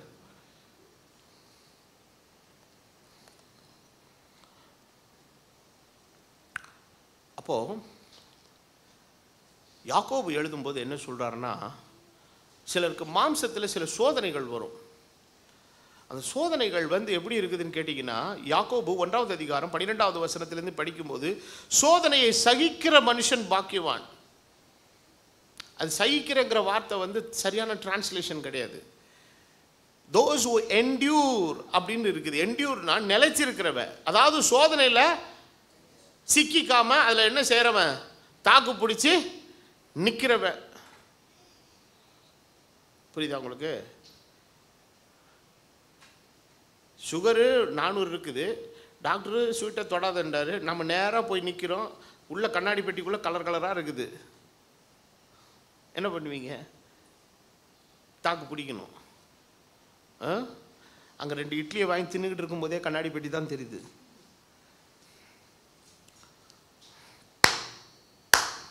எத்தனை பேர் சந்தோஷமாக இருக்கிறீங்க? சோதனையை சகிக்கணும். ஆண்டவர் சொல்கிறார், இதில் நீ உத்தமன் என்று விளங்கின பின்பு தேவன் உனக்கு வாக்குத்தத்தம் பண்ணின எது கிடைக்குங்கிறாரு. அப்போ சோதனை யார் கொண்டு வர்றது? ஆண்டவரே கொண்டு வர்றாரா? கிடையாது. டெஸ்ட்டு வேறு, டெம்டேஷன் வேறு. டெம்டேஷனை கொடுக்குறதே யார் தான்? பிசாசு தான். அடுத்த வசனம் சொல்லுது, சோதிக்கப்படுகிற எவனும் தான் தேவனால் சோதிக்கப்படுகிறேன் என்று சொல்லாதிருப்பானாக. உலகத்தில் கண்ணை கட்டிலாம் வாழ முடியாது, கண்ணை முழிச்சு தான் வாழ முடியும். கண்ணை கட்டின்னு வாழ்ந்தா எங்கே முட்டி செத்து போயிடுவோம் நம்ம. இல்லைங்க, கண்ணு திறந்துருக்குதா, அது மாதிரி அப்படியே போச்சா அப்படின்வா. போனால் போயிட்டு போகுது, எருமாடு கூட தான் போகுது. இந்த பக்கம் எருமாடு போகுது, இந்த பக்கம் பசுமாடு போகுது. பசுமாடை கட்டி பிடிக்க வேண்டியது தானே. அப்போ எருமாடை பார்க்க தெரியுது, பசுமாடை பார்க்க தெரியும். எதை எப்படி பார்க்கணுமோ அப்படி தாங்க பார்க்கணும். நம்ம பாட்டுக்கு நம்ம கண்ணுக்கு முன்னால் எல்லாம் இருக்க தான் சரி, கடந்து போயிட்டே இருக்கணும். சோதிக்கப்படுகிற எவனும் தேவனால் சோதிக்கப்பட்டேன்னு மாத்திரம் தயவுசெய்து என்ன பண்ணிடாத, வாயை திறந்து சொல்லிடாத. தேவன் ஒருவனையும், ஏன்னா அவருக்கு வேறு வேலை இல்லை, கூட்டு போய் ஒரு அழகான பொண்ணை கொண்டா முன்னாடி கொண்டு நிற்க வச்சு, இது பாரு உனக்கு பிடிச்சிருக்குதா, நீ ஆண்டவருடைய பிள்ளைன்னா நீ பார்க்காம இருப்பியா அப்படிலாம் கேட்க மாட்டார். ஏன்னா அவருக்கு வேறு வேலை இல்லை. அவருக்கு நமக்குள்ளே இருக்கிற தேவையில்லாத காரியம் அது பாட்டுக்கு மேக்னெட் மாதிரி தம்பக்கம் அதை என்ன செய்யுது, இழுத்துக்கிட்டே போகுது. கால்சியம் குறைவுபட்டால் நேராக செவரை பிச்சு தின்னுது, சாக் பீஸை தின்னுது, போயிடுறான் அந்த பக்கம். ஏதோ ஒரு விதமான தவறான ஒரு கிரேவிங் மைண்டு அந்த பக்கமாக இழுக்குது. ஆனால் வேதம் சொல்லுது, தேவன் ஒரு காலம் பொல்லாங்கினால சோதிக்கிறவர் அல்ல. எல்லாரும் சொல்லுங்க, தேவன் என்னை பொல்லாங்கினால சோதிக்கிறவர் அல்ல, ஒருவனையும் சோதிக்கிறவரும் அல்ல. வசனம் எவ்வளோ தெளிவாக இருக்குது. ஆனால் சோதிக்கப்படுற எல்லாம் என்ன, அவனவன் தன் தன் சுய இச்சையினாலே இழுப்புண்டு. அப்போ மேட்ரு ஆண்டர்கிட்ட இல்லை, யார்கிட்ட தான் இருக்குது, நம்ம கிட்ட இருக்குது. இப்போ இது என்ன பண்ணுறது? இப்போ இதுக்கு நீங்கள் தீனி போட்டுக்கிட்டே இருந்தீங்கன்னா இது என்ன பண்ணும், உங்களை கால் யார் வரைக்கும் விடாது. எது, இந்த சுய இச்சை நமக்குள்ளே உட்காந்துச்சு, அது ட்ரிகர் பண்ணி விட்டுக்கிட்டு அது கேட்குறதுக்கெல்லாம் நீங்கள் தீனி போட்டுக்கிட்டே இருந்தீங்கன்னா நம்மளை காலி பண்ணுற வரைக்கும் அது விடாது.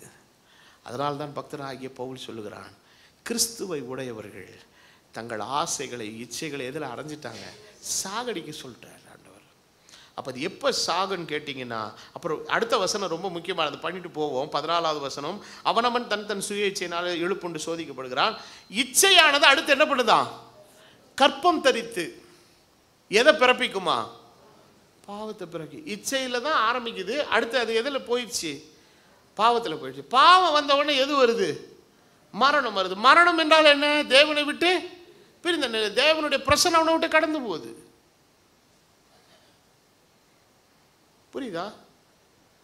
சொல்லிட்டு தான் கடைசியில் முடிக்கிறார், பிரியமானவர்களே, பிரியமான சகோதரி, தயவுசெய்து என்ன ஆயிராதீங்க, மோசம் போயிடாதீங்கய்யா.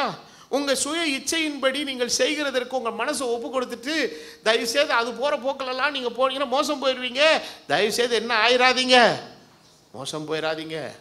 நீங்கள் கையில் வச்சுருக்கிற செல்ஃபோன் உங்களை மோசமாக்கிறோம், நீங்கள் கூடியிருக்கிற சூழ்நிலை உங்களை மோசமாக்கிறோம், வேலை செய்கிற சமுதாயம் உங்களை மோசமாக்கிறோம். எத்தனை பேர் இந்த காட்களில் ஊழியம் செய்கிறவர்கள் கூட தங்களுடைய வாழ்க்கையில் இந்த சுய இச்சையினால் இழுப்புண்டு போய் தங்கள் வாழ்க்கையை இழந்து, தங்கள் குடும்பத்தை இழந்து, ஊழிய தரிசனத்தை இழந்து நடுவீதிக்கு வந்த எவ்வளோ பேர் இருக்கிறான். இப்படிப்பட்ட சம்பவங்களை எல்லாம் கேட்கும்போது என்னுடைய உள்ளத்தில் வர்ற எண்ணம் 1 கொரிந்தியர் 10 உள்ள வசனம் தான், இவைகளெல்லாம் திருஷ்டாந்தங்களாய் அவர்களுக்கு சம்பவித்தது உனக்கு அது என்ன உண்டாகும்படி, அன்றியும் அவைகளால் உமது அடியேன் என்ன பண்ணப்படுகிற. வசனத்தினால மாத்திரம் எச்சரிக்கை, சிலருக்கு நடக்கிற சில காரியங்கள் கூட நமக்கு என்னவா வாழ்க்கையில் அமையணும், எச்சரிக்கையாய் அமையணும். சொல்லிட்டு இப்போ யோவான் ஒரு அருமையான வசனத்தை சொல்றார். That is the conclusion.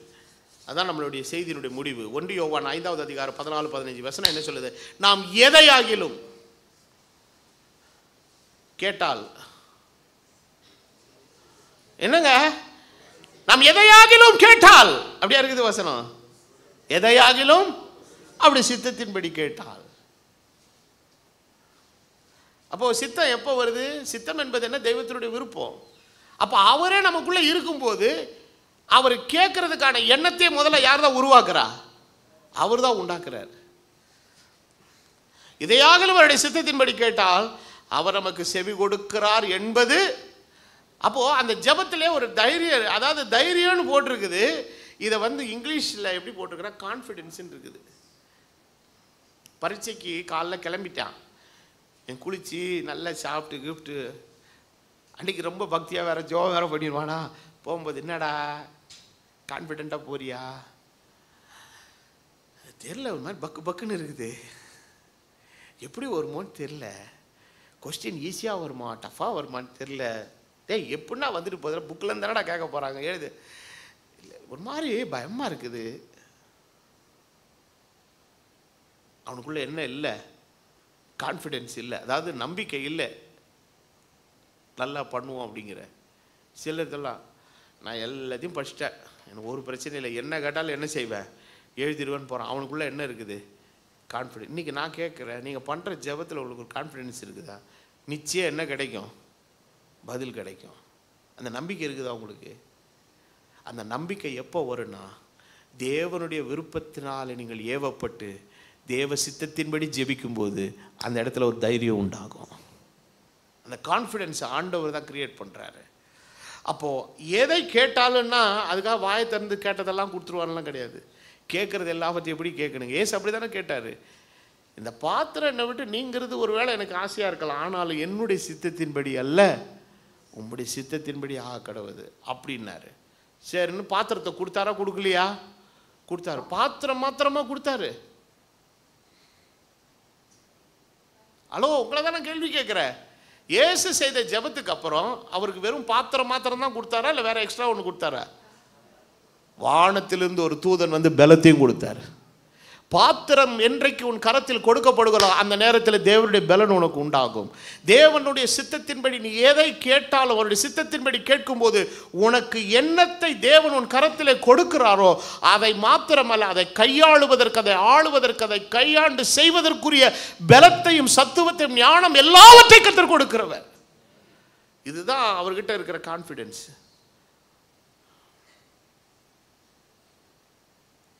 கேட்குறத நீங்கள் கரெக்டாக கேட்டீங்கன்னா வர வேண்டியது தானா என்ன செய்யுங்க. ஆமாம் இல்லையா? நம்முடைய எண்ணத்தை கரெக்ட் பண்ணணும். எண்ணத்தை நம்ம கரெக்ட் பண்ண முடியாது. முதல்ல எண்ணத்தை யார் கையில் ஒப்பு கொடுத்தணும்? நீர் எனக்குள்ளா இருந்து சிந்தியும் ஆண்டவரே. எனக்குள்ளே வர்ற டிசைர் எல்லாம் நீர் யோசித்து உண்டாக்கக்கூடிய என்னவா இருக்கணுங்க? ஆசையாக இருக்கணும். அப்போது அன்றைக்கு தாவீது ஒரு காரியத்தை யோசிக்கிறான். என்ன யோசிக்கிறான்? நான் யோசிக்க வச்சு நம்மளை தப்பான பாதையில் அது என்ன பண்ணுதுங்க. அப்போ உங்கள் வாழ்க்கையில் பதிலே கிடைக்காமல் தாமதமாகிற சில விஷயத்தை இந்த நிலையில் வச்சு, இந்த பெர்ஸ்பெக்டிவில், இந்த கண்ணோட்டத்தில் வச்சு நீங்கள் ஒரு ஜெபத்தை கொஞ்சம் மாற்றி பாருங்களேன். ட்விஸ்டே எங்கே தான் இருக்குது. அப்போது நம்ம கேட்டோம்னா கேட்குறத சரியாக கேட்போம். எப்படி கேட்போம்? தேவன் விரும்புகிறபடி நம்ம என்ன பண்ணுவோம்? கேட்போம். இப்போ ஒரு முதலாளிகிட்ட ஒரு டிரைவர் வேலை செய்கிறாரு. முதலாளி சொல்கிறார், டே எங்கேயாவது டீ கடையில் நிறுத்தி இப்போ டீ வாங்கிட்டு வாடான்றாரு. அவன் போய் எப்படி கேட்பான்? அந்த முதலாளிக்கு எப்படி இருந்தால் அந்த டீ பிடிக்குமோ அப்படி தானே கேட்பான். ஒரு சில முதலாளி லைட்டாக குடிப்பான், சில பேர் மீடியமாக குடிப்பான், சில பேர் ஸ்ட்ராங்காக குடிப்பான், சில பேர் சக்கரை போட்டு குடிப்பான், சில பேர் சக்கரை போடாமல் குடிப்பான். இவன் 10 வருஷம் வேலை செஞ்சுட்டு கேள்றத்தனமாக வாங்கிட்டு வந்து டீயை கொடுத்தான்னு வச்சுக்கோ, வாங்கி முதல்ல கோவத்தில் தூக்கி எறிவார் அவர். ஏன்டா என் கூட இத்தனை நாள் வேலை செய்ய, என் டீ நான் எப்படி குடிப்பேன்னு தெரியாது உனக்கு, சரியாக கேட்டு வாங்கிட்டு வர வேண்டியதானேம்மா. முதல்ல ஆரம்பத்தில் சில டீதிங் ப்ராப்ளம் இருந்திருக்கும். ஏன்னா இவன் என்ன விரும்புகிறாருன்றது யாருக்கு புரியாது, அவனுக்கு புரியாது. அவன் என்ன செய்கிறான்றது இந்த ஆளுக்கு விளங்காது. ஸோ கொஞ்ச நாள் ஒரு சின்ன டக்கப்பார் போர் மாதிரி போயிட்டே இருக்கும். ஆனால் ஒரு 5 மாதம் 6 மாதத்துக்குள்ள ஆள் தெளிவாயிடுவான். இதில் எதை செஞ்சால் ஐயாவுக்கு பிடிக்கும், எதை செஞ்சால் ஐயாவுக்கு பிடிக்காது எல்லாமே தெரிஞ்சிடு. வண்டி ஓட்டுற ஸ்பீட்லேருந்தே கற்றுக்குவான் அவன் எல்லாமே. 80 தாண்டிச்சுன்னா ஐயா டென்ஷன் ஆயிடுவாருங்க அவனுக்கு தெரியும். முதல்ல எடுத்தவொடனே அழுத்தி பார்த்துருப்பான் 120 வரைக்கும். எதுக்கு ஓவராக ஓட்டுற ஸ்பீடை குறை அப்படின்ட்டு இருப்பார். அதான் அவனுக்கு முதல் பாடம். இன்றைக்கி ஆண்டவரோட பயணிக்கும் போது இன்றைக்கி அவருடைய எண்ணங்கள் நமக்குள்ளே வந்துருச்சுன்னா அவர் எப்படி சிந்திக்கிறாரோ அது மாதிரி நம்ம சிந்திக்க ஆரம்பிச்சிருவோம். அந்த சிந்தனை கரெக்டாக ஆச்சுன்னா காரியங்கள் சூப்பராக நமக்கு வெற்றியாய் அமையும். ஹல்லேலூயா. எத்தனை பேர் நான் சொல்கிறது விசுவாசிக்கிறீங்க? அப்போ எதை கேட்டாலும் அவர் நமக்கு செவி கொடுக்கிறார். அப்போ நம்ம எதை கேட்டாலும் தருவார், எதை கேட்டாலும் அவர் நமக்கு செய்வார் என்கிற ஒரு விஷயத்திற்கான சூட்சமம் எங்கே உட்காந்துருக்குதுன்னா, கேட்குறத அவர் விரும்புகிற மாதிரி கேட்டான்னா நிச்சயமாக அவர் செவி கொடுப்பார். செவி கொடுத்தது மாத்திரமல்ல, அதற்கு பதிலும் தருவார். ஹல்லேலூயா. இதை விட ரொம்ப கான்ஃபிடென்ஸாக முடிக்கிறார் அந்த வசனத்தை. எப்படி கேட்குறாருன்னா, நம்ம எதை கேட்டாலும் அவர் நமக்கு செவி கொடுக்கிறார் என்பதை அறிந்திருந்தோமானால் அவரிடத்தில் நாம் கேட்டவைகளை பெற்றுக்கொண்டோம் என்று அறிந்திருக்கிறோம். நீங்கள் கேட்குற எல்லாமே ஆவியின் மண்டலத்தில் அது ஏற்கனவே எப்படி இருக்குதுங்க, ரெடியாக இருக்குது. இன்னும் எதை காணல, உங்கள் மாம்ச கண்ணு காணலை. நாம் காரணம் தாம் தரிசித்து நடவாமல் விசுவாசித்து நடக்கிறோம், போயிட்டே இருக்கிறோம். ஆனால் ஆவியின் மண்டலத்தில் உங்களுக்கு என்ன ஆயத்தம் பண்ணி வச்சதை கர்த்தர் கொண்டு வந்து நிஜமாக உங்கள் கையில் கொடுக்குறாரு. எப்போ? அவருடைய வேலையும் நேரமும் வரும்போது உங்கள் கையில் வந்து நிற்கிது. அது இவ்வளோ நேரம் எங்கே இருந்தது? அது ஆண்டவருடைய கிருஷ்ணத்தில் ஆவியின் மண்டலத்தில் இருந்தது. அவர் எனக்காக அதை வச்சிருக்கிறாருங்கிறத நான் விசுவாசித்தேன். ஆனால் இன்னும் எது பார்க்கல, கண்ணு பார்க்கல, ஆனால் பார்க்க வேண்டிய நேரம் வந்தபோது என் கண் பார்த்தது. அதுவரை என் விசுவாசத்தையும் தளர விடவில்லை, தைரியத்தையும் தளர விடவில்லை. காரணம், நான் கேட்டதை அவருடைய சித்தத்தின்படி கேட்டதனால கேட்ட உடனே எனக்கு காரியம் அப்ரூவ் ஆயிடுச்சு. அங்கே எத்தனை பேர் இந்த செய்தியை விசுவாசிக்கிறீங்க? இந்த டெக்னிக்கை நீங்கள் புரிஞ்சுக்கிட்டு நீங்கள் ஜெபத்தை ஸ்டார்ட் பண்ணி பாருங்களேன். காரியம் சூப்பராக நடக்கலைன்னா நான் ஊழியத்தையே விட்டுறேயா.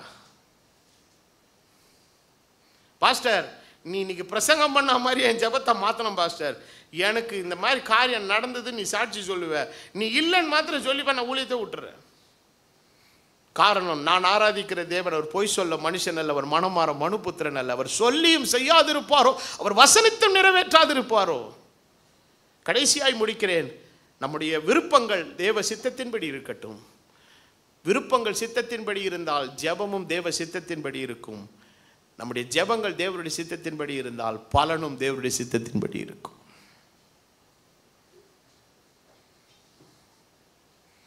சொல்றது புரியுதா புரியலையா? நிறைய பேருடைய திங்கிங்கே சரியில்லை. ஒரு ஆள் என்கிட்ட வந்தார், பாஸ்டர் என் பையனுக்காக ஜெபம் பண்ணுங்க பாஸ்டர். என்ன பிரச்சனையா உனக்கு? பையனுக்கு நல்ல ஒரு பொண்ணு கிடைக்கணும்னு ஜெபம் பண்ணுங்க. ஜெபம் பண்ணிடுவோம். என்னத்துக்கு கல்யாணம் பண்ண போகிறேன் அப்படின்னு. வீட்டில் எங்கள் மிஸ்ஸஸுக்கு வேலையே செய்ய முடியல, அதனால் கல்யாணம் சரியில்லை வந்து. உன் பொண்டாட்டிக்கு உடம்பு முடியலன்னா வேலைக்காரி வை, உனக்கு எதுக்கு மருமகா? ஏன்னா அவள் வந்து அவளை டார்ச்சர் பண்ணுறதுக்கு இவன் பிளான் பண்ணுறான். இப்போயே நான் முதலே சொல்லிட்டேன், இயேசுவின் நாமத்தில் உன் எண்ணம் தருப்புண்டு போவதாக. ஊரா விட்டு பிள்ளை உங்ககிட்ட வந்து சீரழியறதுக்கா? அது பாட்டுக்கு இருக்கிற இடத்துல நல்லபடியாக இருக்கட்டும். உனக்கு 10 பாத்திரம் தேய்க்கிறதுக்கா பொண்டாட்டி வேணும் உனக்கு? நான் சொன்னேன், பையனுக்கு நல்ல மனைவிக்காக நான் ஜெபம் பண்ணுவேன். உன் பொண்டாட்டிக்கு உடம்பு முடியலன்னா வேலைக்காரி வச்சுக்கோ. துவைக்கிறதுக்கு ஒரு வேலைக்காரி, கழுவுறதுக்கு ஒரு வேலைக்காரி, துடைக்கிறதுக்கு ஒரு வேலைக்காரி வச்சுக்கோ. நல்ல சம்பளம் கொடுத்து வச்சு வேலை வாங்கிக்கோ. அவள் வேலைக்காரியில் வரப்போகிற மருமகா. நான் பாஸ்டர் இப்படி சொல்லிட்டா பாஸ்டர் அப்படின்னா, அதான் என் சத்தியம். உனக்கு எண்ணமே முதல்ல சரியில்லை. சத்தியமாக உனக்கு என்ன கிடைக்காது? பொண்ணு கிடைக்காது. ஏன்னா அவன் பிள்ளைலாம் அவங்க அப்பா என்ன ஜெபம் பண்ணிகிட்டு இருப்பேன்? பொண்ணை பெற்றவன், ஆண்டவரே என் பொண்ணு எங்கேயும் போய் சீர்பட்டு சீரழிஞ்சு சுற்றுச்சேவராக போகக்கூடாது ஆண்டவரே. வர்ற குடும்பம் நல்ல குடும்பமாக வரணும், குறிப்பாக மாமியாரே இல்லாத குடும்பமாக வரணும், செத்து போயிருக்கணும் ஆண்டவரே. அவர் மனசு மாறவே மாட்டார். ஏன்னா தேவன் ஏன் மனம் மாற மாட்டார் என்று சொன்னால், அவர் எடுத்திருக்கிற தீர்மானத்தில் தேவன் உறுதியாக இருக்கிறார். என் கண்ணீரை பாரும் ஆண்டவரே, என் தலைவாணி ஈரமாக இருக்கிறது ஆண்டவரே, குத்தும் ஆண்டவரே. எதை குத்தையா? நீ அழுது சிம்பத்தி பண்ணி கையை கால ஆட்டி உண்ணாவிரதம் இருந்து ஒன்றும் பண்ணிக்க முடியாது ராஜா. நான் சொல்கிறேன், சுண்டு வரல கூட ஆண்டவர்கிட்ட அசிக்க முடியாது. காரணம், முதல்ல உன் எண்ணமே சரியில்லை. கர்த்தர் உன்னுடைய ஜெபத்தை கேட்க அவர் ரெடியாக இல்லை. முதல்ல எண்ணத்தை மாற்று, ஜெபத்தை சரியாக பண்ண கற்றுக்கோ. கர்த்தர் உன் பட்சத்தில் வந்து நிற்பார். நீ கேட்குற உன்னுடைய அப்ரோச்சும் அப்ளிகேஷனும் கரெக்டாக இருந்துச்சு, it's already approved. Hallelujah, it is already approved. ஏன்னா நீ கேட்டதை தேவனுடைய விருப்பத்தின்படி கேட்டிருக்கிற. இன்னைக்கு முதல்ல நம்ம செய்ய வேண்டியது என்னன்னா, நம்ம கேட்க வேண்டிய காரியத்தை கேட்கறதுக்கெல்லாம் முன்னாடி உம்மற மாதிரி உம்முடைய விருப்பத்தின்படி கேட்கறதுக்கு உங்களுடைய விருப்பத்தை முதல்ல இருதயத்தில் என்ன செய்யுமா ஆண்டவரே தாருன்னு அதை கேளுங்க. முதல்ல அந்த விருப்பம் உள்ள வர வர உள்ள இருக்கிற அந்த கசடு எண்ணங்கள் எல்லாம் முதல்ல என்ன செய்யுங்க, வெளியே போயிடும். வேதம் சொல்லுகிறது, இருதயமே திருக்குள்ளதும் மகா கேடுள்ளதும் ஆகியிருக்கிறது. கண்டது கழுதையை யோசித்துக்கிட்டு அதை பண்ணணும் இதை பண்ணணும் இதை பண்ணணும் ஆண்டவரே. யோசேப்பு சொல்லுகிறான், உங்க உசுருக்கெல்லாம் ஜீவ ரட்சணை செய்ய தாண்டா கர்த்தர் எனக்கு கொண்டு வந்தான்னா. ஆனால் அவனுடைய வாழ்க்கையில் அவன் கடந்து போன பாதை முதலாவது அவனை சுத்திகரிச்சிச்சு இல்லையா? அந்த பகையையும் விரோதத்தை அவனுடைய இருதயத்திலேருந்து என்ன செஞ்சது, எடுத்துச்சு. இவன் பார்வோனுக்கு அடுத்த ஸ்தானத்தில் அதிபதி ஆன கையோடையே சகோதரர்களை பார்த்துன்னு இன்னைக்கு போட்டு தள்ளிடணும்டான்னு நினச்சிருப்பான். ஆனால் கர்த்தருடைய வசனம் அவனை புடமிட்டு அவனை வாழ்க்கையை சுத்தமாக்கிடுச்சு. அவனுடைய எண்ணங்களை கம்ப்ளீட்டாக என்ன செஞ்சிருச்சு, மாற்றிடுச்சு. நான் நிச்சயமாய் சொல்லுகிறேன், அவன் தகப்பனையும் தன் சகோதரர்களையும் காண வேண்டும் என்று யோசேப்பு நிச்சயமாய் கர்த்தருடைய சமூகத்தில் என்ன பண்ணியிருப்பான்? ஜெபம் பண்ணியிருப்பான். ஆண்டவரே, நீர் என் தகப்பனையும் என் சகோதரர்களையும் நல்லபடியாக என்னிடத்தில் திரும்பி வர பண்ணி அவர்களை காண எனக்கு நீர் கிருபை செய்வீர்களா? அவர்களை நான் கொல்ல மாட்டேன் ஆண்டவர், அவர்களுக்கு நல்ல வாழ்க்கை கொடுத்து அவர்களுக்கு ஆதரவு தருவேன் ஜெபம் பண்ணியிருப்பான். அவனுடைய எண்ணம் கர்த்தரால் முதல்ல மாற்றப்பட்டதுனால ஜெபமும் மாற்றப்பட்டது. தேவன் ஏற்ற வேளையில் அவனுடைய சகோதரன் மத்தியில் கொண்டு வந்து சேர்த்தார்.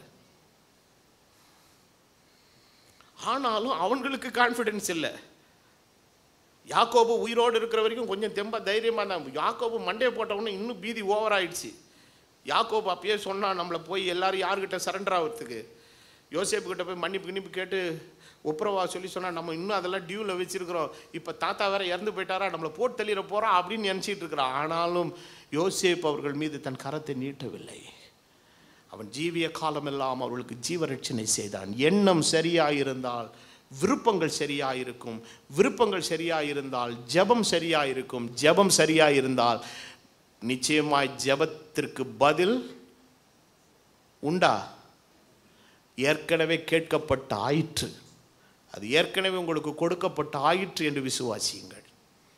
அதாவது அந்த இடத்துல எந்திரிச்சு போகும்போது ஒரு கான்ஃபிடென்ஸோடு எந்திரிக்கணும். நீங்கள் இதுக்கு செக்ரட்டேரியட்டுக்கு போகிறீங்க, ஏதோ ஒரு விஷயமா போகிறீங்க, அது எங்கேயோ ஒரு ஆஃபீஸுக்கு உள்ளே போயிட்டு ஒரு ஆஃபீஸர்கிட்ட போய் அது அங்கே போய் இங்கே போய் அங்கே போய் இங்கே போய் அங்கே போய் வரணும், 10 இடம் சுற்றணும்.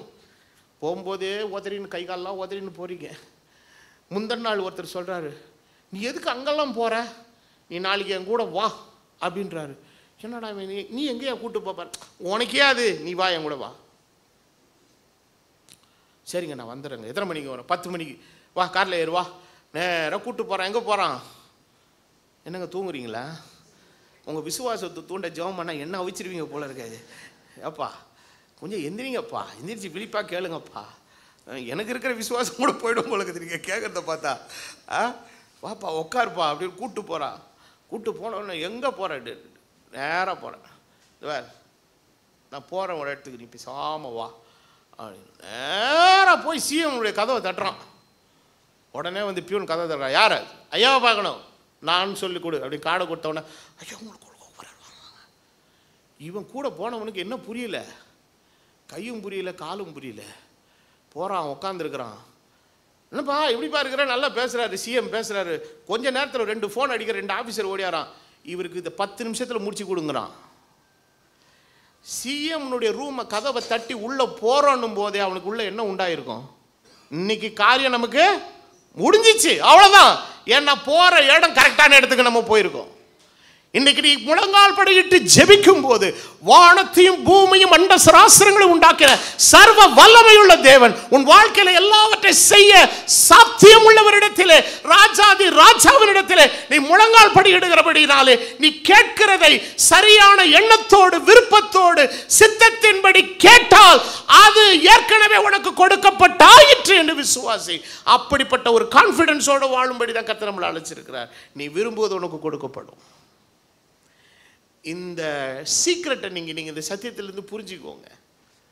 கேட்டீர்களானால் நிச்சயம் உங்களுக்கு கொடுக்கப்படும். கேளுங்கள், அவர் விரும்புகிறபடி கேளுங்கள். கேளுங்கள், அவருடைய விருப்பத்தை உள்வாங்கிக் கொண்டு அதன் மூலமாய் கேளுங்கள். கேட்கிறதை அவருடைய சித்தத்தின்படி கேளுங்கள். கேட்டது உங்களுக்கு கொடுக்கப்படும் அல்ல, ஏற்கனவே கொடுக்கப்பட்டாயிற்று என்கிற நம்பிக்கையின் வார்த்தையோடு கூட செய்தியை நிறைவுபடுகிறேன். கர்த்தர் உங்களை ஆசீர்வதிப்பாராக. ஜெபத்தை கேட்கும் எங்கள் தேவா, ஜெபத்தின் வாஞ்சை தந்தருளும், ஜெபத்திலே தாரித்திருந்து ஜெபத்தின் மேன்மை காண செய்யு. ஜெபமே ஜீவன், ஜெபம் ஜெயம், ஜீவியத்திற்கு இதுவே சட்டம். ஜெபமே ஜீவன், ஜெபம் ஜெயம்,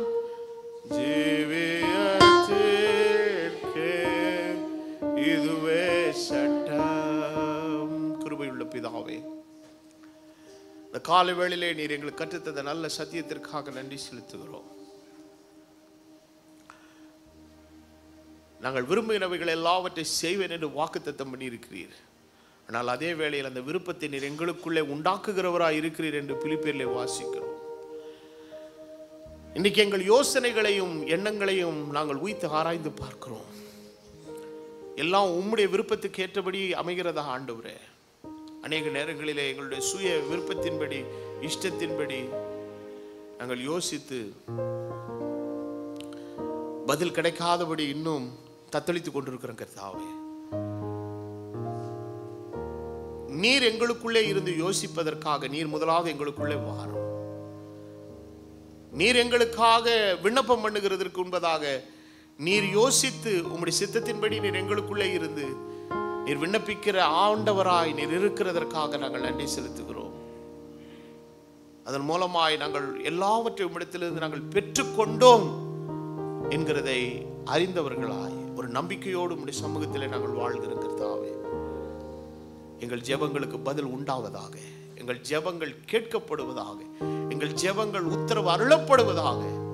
கர்த்தர் பெரிய காரியங்களை செய்து உம்முடைய நாமத்தை மகிமைப்படுத்தும். உம்முடைய இரத்தத்தின் கோட்டைக்குள்ளைகளை நீர் மூடி மறைத்துக் கொள்வீராக. நீர் எங்களுக்கு செய்கிற எல்லா உபகாரங்களுக்காக நன்றி செலுத்துகிறோம். நீர் இதுவரை எங்களுக்கு ஒரு கால தீமை செய்யவே இல்லை ஆண்டவரே. தீமை என்கிற காரியம் உம்மிடத்திலே அத்தியாயத்திலே இல்லை ஆண்டவரே. நீர் நல்லவரும் நன்மை செய்கிறவருமாகவே இருக்கிறீர்.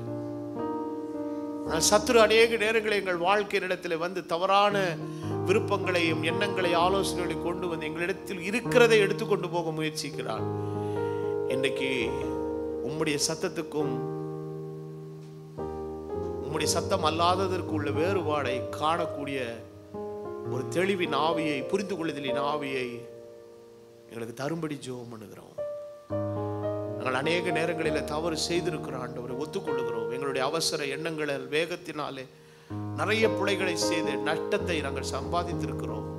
குறைகளை மன்னிக்கும்படி, எங்கள் தவறுகளை மன்னிக்கும்படி சமூகத்தில் நாங்கள் வேண்டுதல் பண்ணுகிறோம். இனி வருகிற காலங்கள் எங்களுக்கு ஆசீர்வாதமான நாட்களாய், லாபகரமான நாட்களாய், வளர்ச்சியின் நாட்களாய், சுபிட்சத்தின் நாட்களாய், விசாலத்தின் நாட்களாய், சேமத்தின் நாட்களாய், பெருக்கத்தின் நாட்களாய், வளர்ச்சியின் நாட்களாய் எங்களுக்கு மாற்றி தரும்படி இயேசுவின் நாமத்திலே ஜெபிக்கிறேன். இந்த பிள்ளைகளுடைய ஜெபங்கள் இன்றைக்கு உங்களுடைய சித்தத்துக்கும்படி மாற்றப்பட நீர் உதவி செய்யும். அதை செய்ய முடியாதபடி அவர்களை தடுக்கிற மாம்சத்தின் இச்சையும் கண்களின் இச்சையும் ஜீவனத்தின் பெருமை அவர்களை விட்டு எடுத்து போடுவீராக.